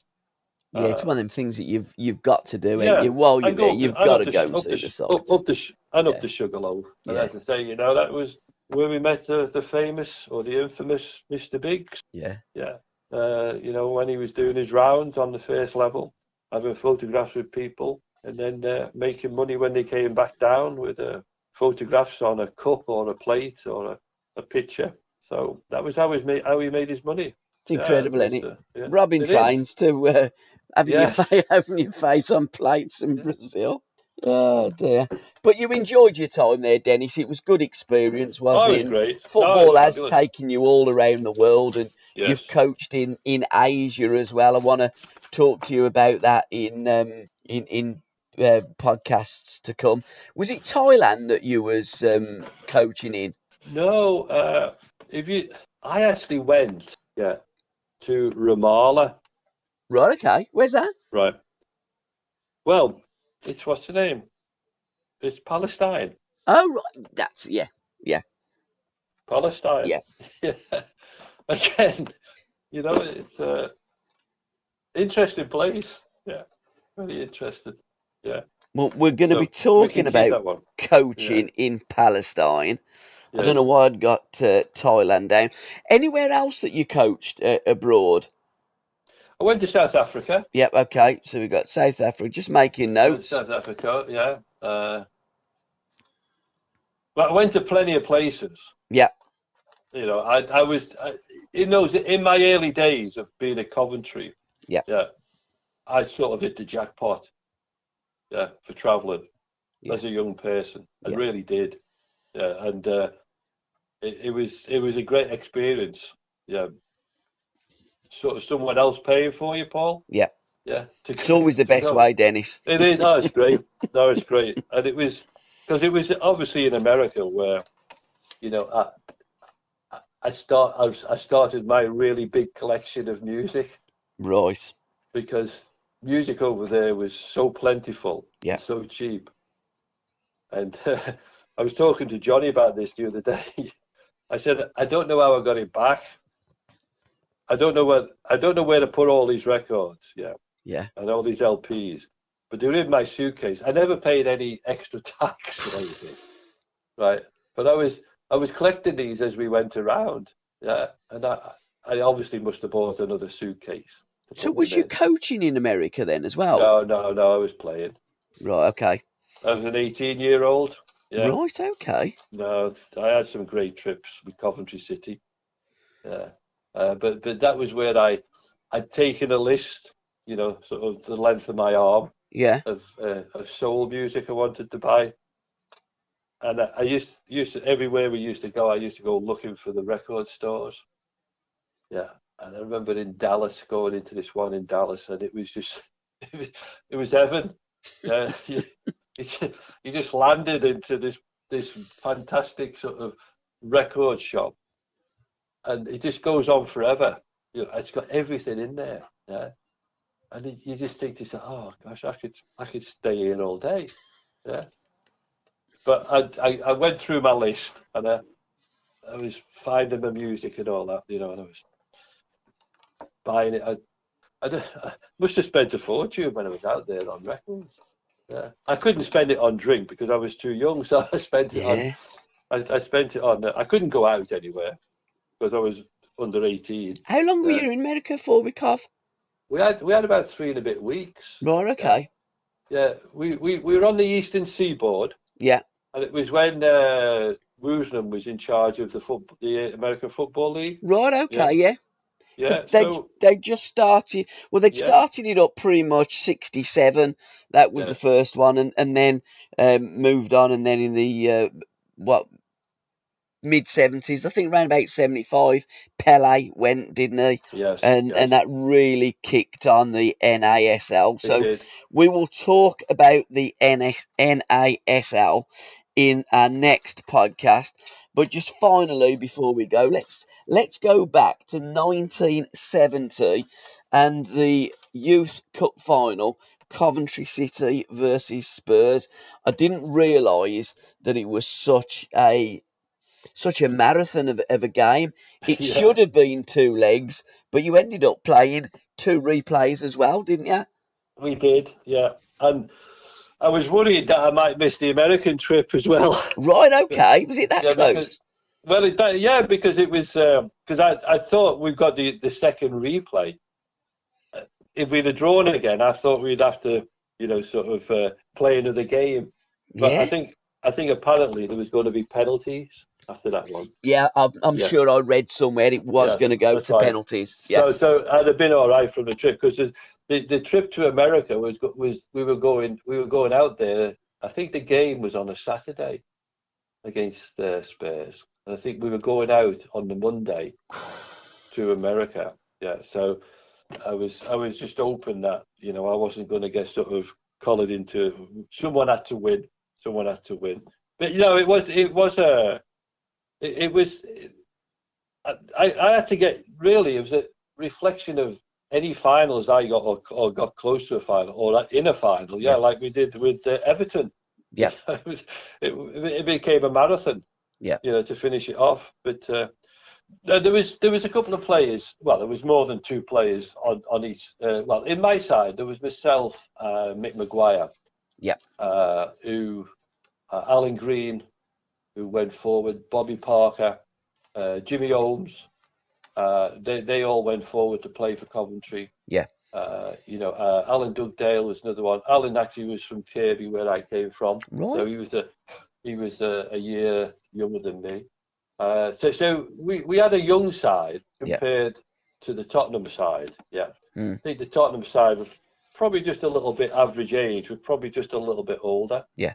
Uh, but the goalkeeper was Danes, who, if you read the reports, Yeah. he had two outstanding games in a couple of the games we played where he was able to sort of keep the score down as goalkeepers are supposed to. Mm. But he was their outstanding sort of performer in a couple of the games that we played. We'd lost 1-0 away, and then we won 1-0 at home. Yeah. And it was 1-1 on aggregate, and wasn't it it? was 1-1 on aggregate. And then we won the toss then. Yeah. Yeah, to play the replay at our place at Coventry Highfield Road. And I remember reading, I've got the cuttings from it, and I remember reading, I think Derek Henderson was the writer for the Coventry Telegraph. And I think the second game, one of the games, he'd put like a performance verdict of outstanding. Mm-hmm. Yeah, and he mentioned about the fact that you know the Coventry fans, you miss something special. Yeah. Yeah, from the point of view of seeing the future of Coventry City. But the first replay, was the one that we should have won it then, because it was in that one where the famous Graham Souness was sent off. Yeah. Yeah, with about 20 minutes to go, after taking a wild swipe at myself. Yeah. I can't remember exactly where and how that happened. All I remember is jumping out the way. Yeah. Yeah, and the referee coming over and just sent him off. Yeah, there was no yellow card or anything. Just said off you go. Yeah, because he obviously saw a deliberate intent to injure. Yeah. Souness has never changed his game. No, absolutely. But from what I remember as well, I think that was the only time, like Graham was ever sent off in England. Right, okay. Yeah, if you check the records, and I'm sure I'm right on this. Right. Graham was suspended a lot. Yeah. For yellow cards. Yeah. But he was never sent off playing in England. Right, okay. I'll have to have a look at that. I've checked that one out. I'm certain of that one, yeah, because that's what I tell people anyway. Right, okay. I tell people as soon as the only time he ever got sent off was when he tried to kick me into the stands. But so when he went off, we took the lead and went 2-1 up. Yeah. And when you play a game, I've always said this about 10 men. Yeah. When a team goes down to 10 men, they start playing like 12. Yeah. Yeah. And so what we have to do with 11, we have to start playing like 12 as well, as if we've got the extra man. Yeah. But what sometimes happens is that you tend to find that the 10 men actually start putting a lot more effort into their performance. Yeah. Because they know they have to. Yep. Whereas the 11 now think that they've got a better chance because they've got one more man over. Plus the fact is it's probably their best player who's gone off the pitch. So we missed our opportunity really to become the first Coventry City youth team to have won the Youth Cup. Yeah.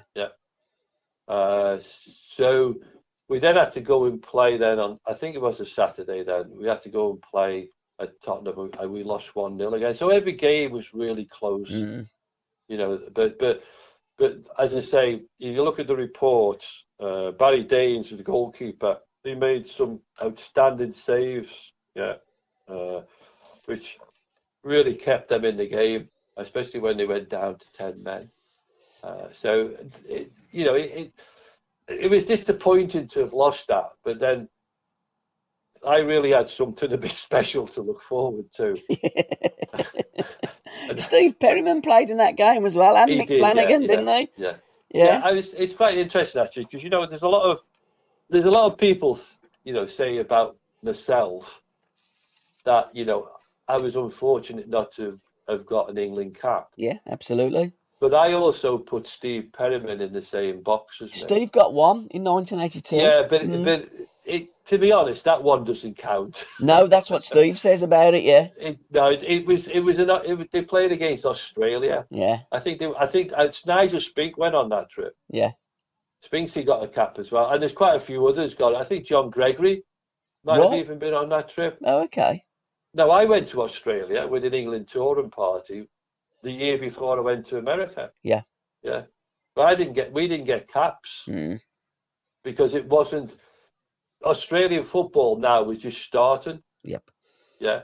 So actually, when they formed a proper league and they got going and they got association with FIFA and everything, that's why Steve and Nigel and all that and all those who went on that trip, they actually got a cap because it was a proper international game. Yep.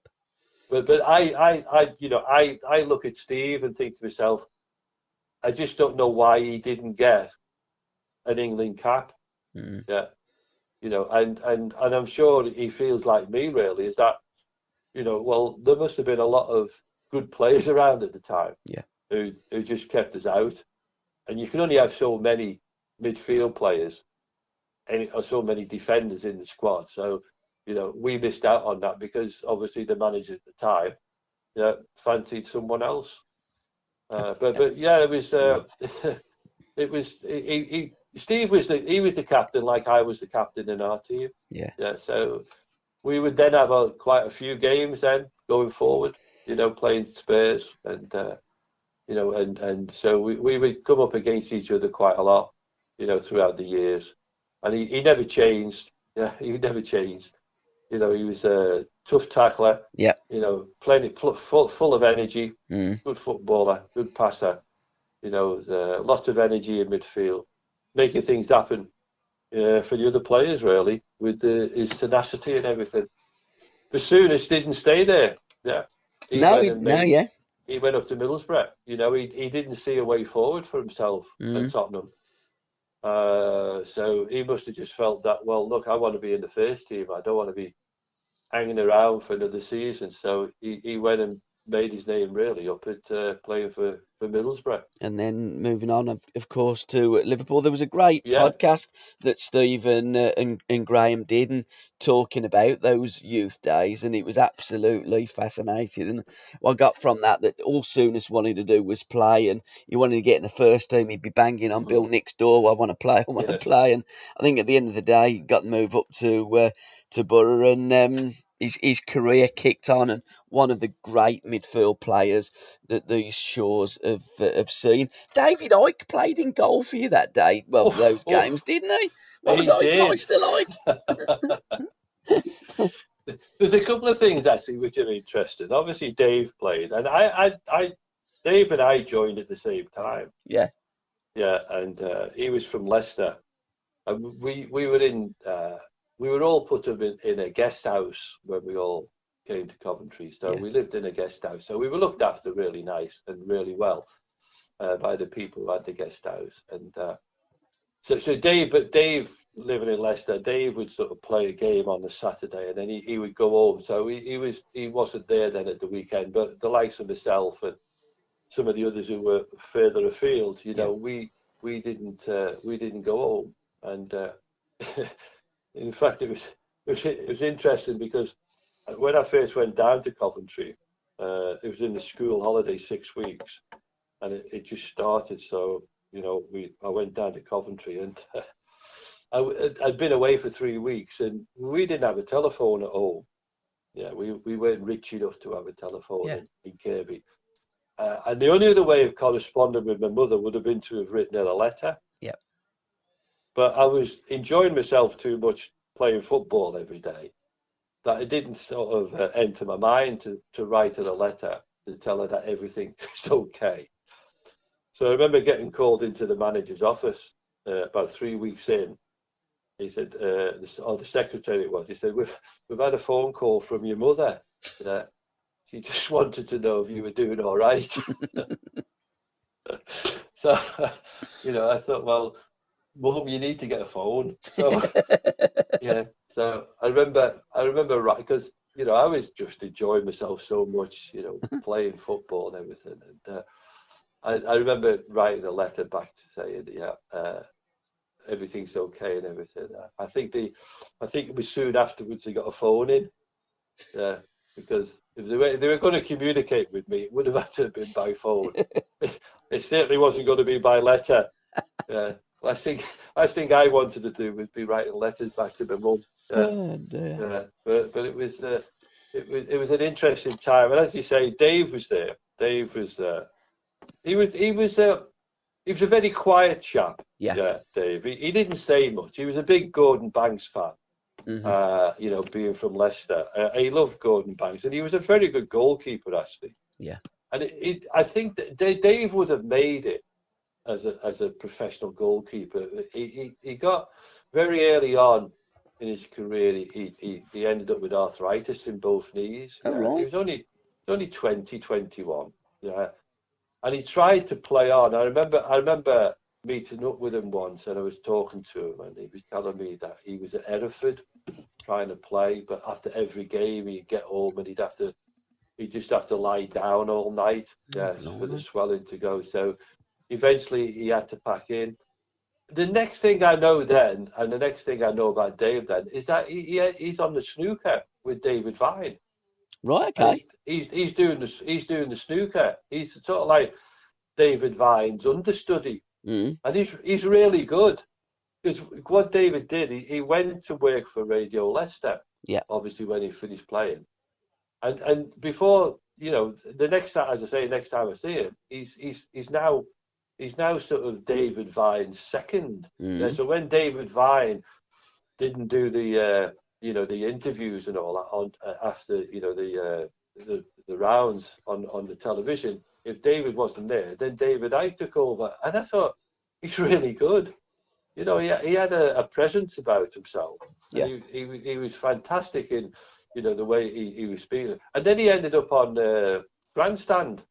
Yeah. Yeah, with Frank Boff. Yeah, and then he just disappeared again. He just stopped working. Yeah, on the television. And then the next thing that Dave became was the Son of God. It was a quantum leap, that wasn't it? It certainly was. From Vine to Buff to God. Yeah. So, and I'm just absolutely amazed now, because Dave's now sort of on the Teddy Wogan show. Yeah. And in one of those those tracksuits that. What they were all the rage. What do they call it? It's a shell suit, won't he? Appeared in a shell suit and come out with that line. Yeah. And it was, and then all of a sudden now, Dave's become this person that I didn't know. Yeah. But he'd moved on a lot. Yeah, from being on the television. To be fair, he's still like the Son of God. Yeah, no, I know. With all that, isn't he? Yeah, I've watched his shows on YouTube. Yeah. I've seen him, and he's an interesting guy, isn't he? Yeah, I think everybody, people like that.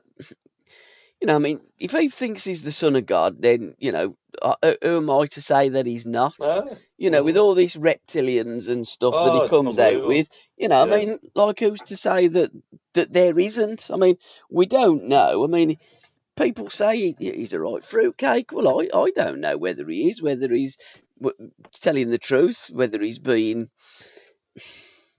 He knows something, he's seen things. You don't know. So no, he's got a hell of a following, Paul. Oh, absolutely. So I mean, the shows on YouTube at Wembley Stadium. Yeah, it's incredible, isn't it? Conference. I mean, it's unbelievable, and everybody's hanging on every word he says. Yeah. But you get the two, don't you? Incredible. The ones that hang on on his every word, and the ones that think he's a complete nutcase. Absolutely. And there don't seem to be any middle ground with David Icke. But I'm always of the opinion that, you know what, I actually don't know, so I'll listen. And he's got something to say. Do I believe it? Well, who am I to believe it or not believe it? Because I don't know. But he is a very, very interesting character. Well, he is to listen to. But then you, as you say, you have to make your own judgments then on what he's saying. And, absolutely, yeah.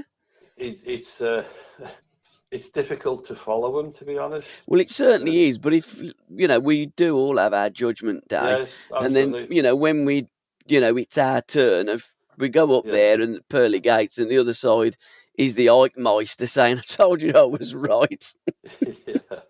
Jump into this pool. Yes.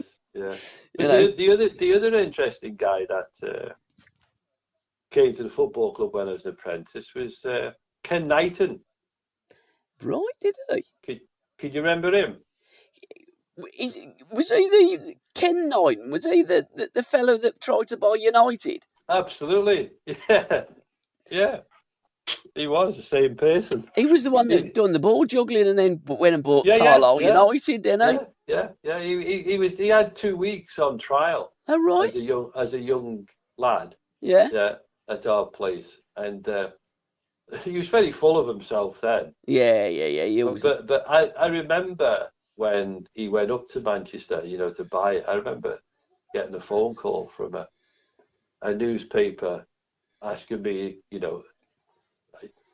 he was at Coventry with you, wasn't he? And I said, he was, but I don't remember anything about him. He was only there 2 weeks. Yeah. But I do remember, I think Dave Icke actually did a piece about him. This is before Dave had become, obviously, the son of God. Yeah. And so, you know, he would have been on the television then. But I think Dave actually did a piece about it. Now, you know, there's no way I was going to speak about Ken Knighton, but I don't remember. Yeah. I do remember he was there for 2 weeks, but there was no impression you could make on what the guy was like.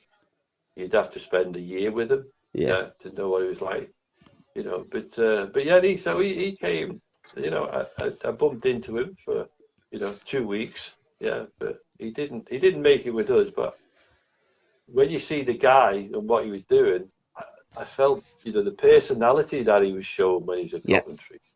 It was certainly manifested, in that scenario with Man United, and to have the audacity to go on the pitch and flick the ball up and do what he did, he must have had I won't say he had a screw loose, but it was a bit fanciful that he would be able to buy a club like Man United. But then again, you know, Man United weren't doing anything great at the time, so if he'd have got hold of them, then who knows what that club would have turned out to be. Certainly it might not have turned out to be a club that was run by two Americans who don't care anything about the Man United fans. Absolutely, but he went on and bought Carlisle, and he did, I don't remember him turning them into a Manchester United type of club. But, you know, there you go. Who would have thought at Coventry City you'd have bumped into God's gift and Son of God? There you go. Dennis, I think we'll leave it there, mate. Till next time. Thank you very much, sir, and thank you all for listening. Cheers, Paul. Cheers, pal. Speak soon. Cheers, Dan. Yeah. Bye-bye, mate. Bye-bye.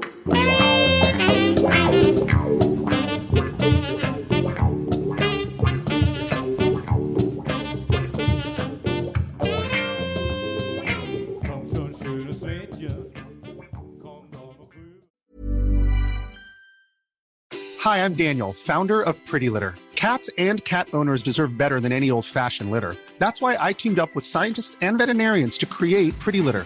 Its innovative crystal formula has superior odor control and weighs up to 80% less than clay litter. Pretty Litter even monitors health by changing colors to help detect early signs of potential illness. It's the world's smartest kitty litter. Go to prettylitter.com and use code ACAST for 20% off your first order and a free cat toy. Terms and conditions apply. See site for details.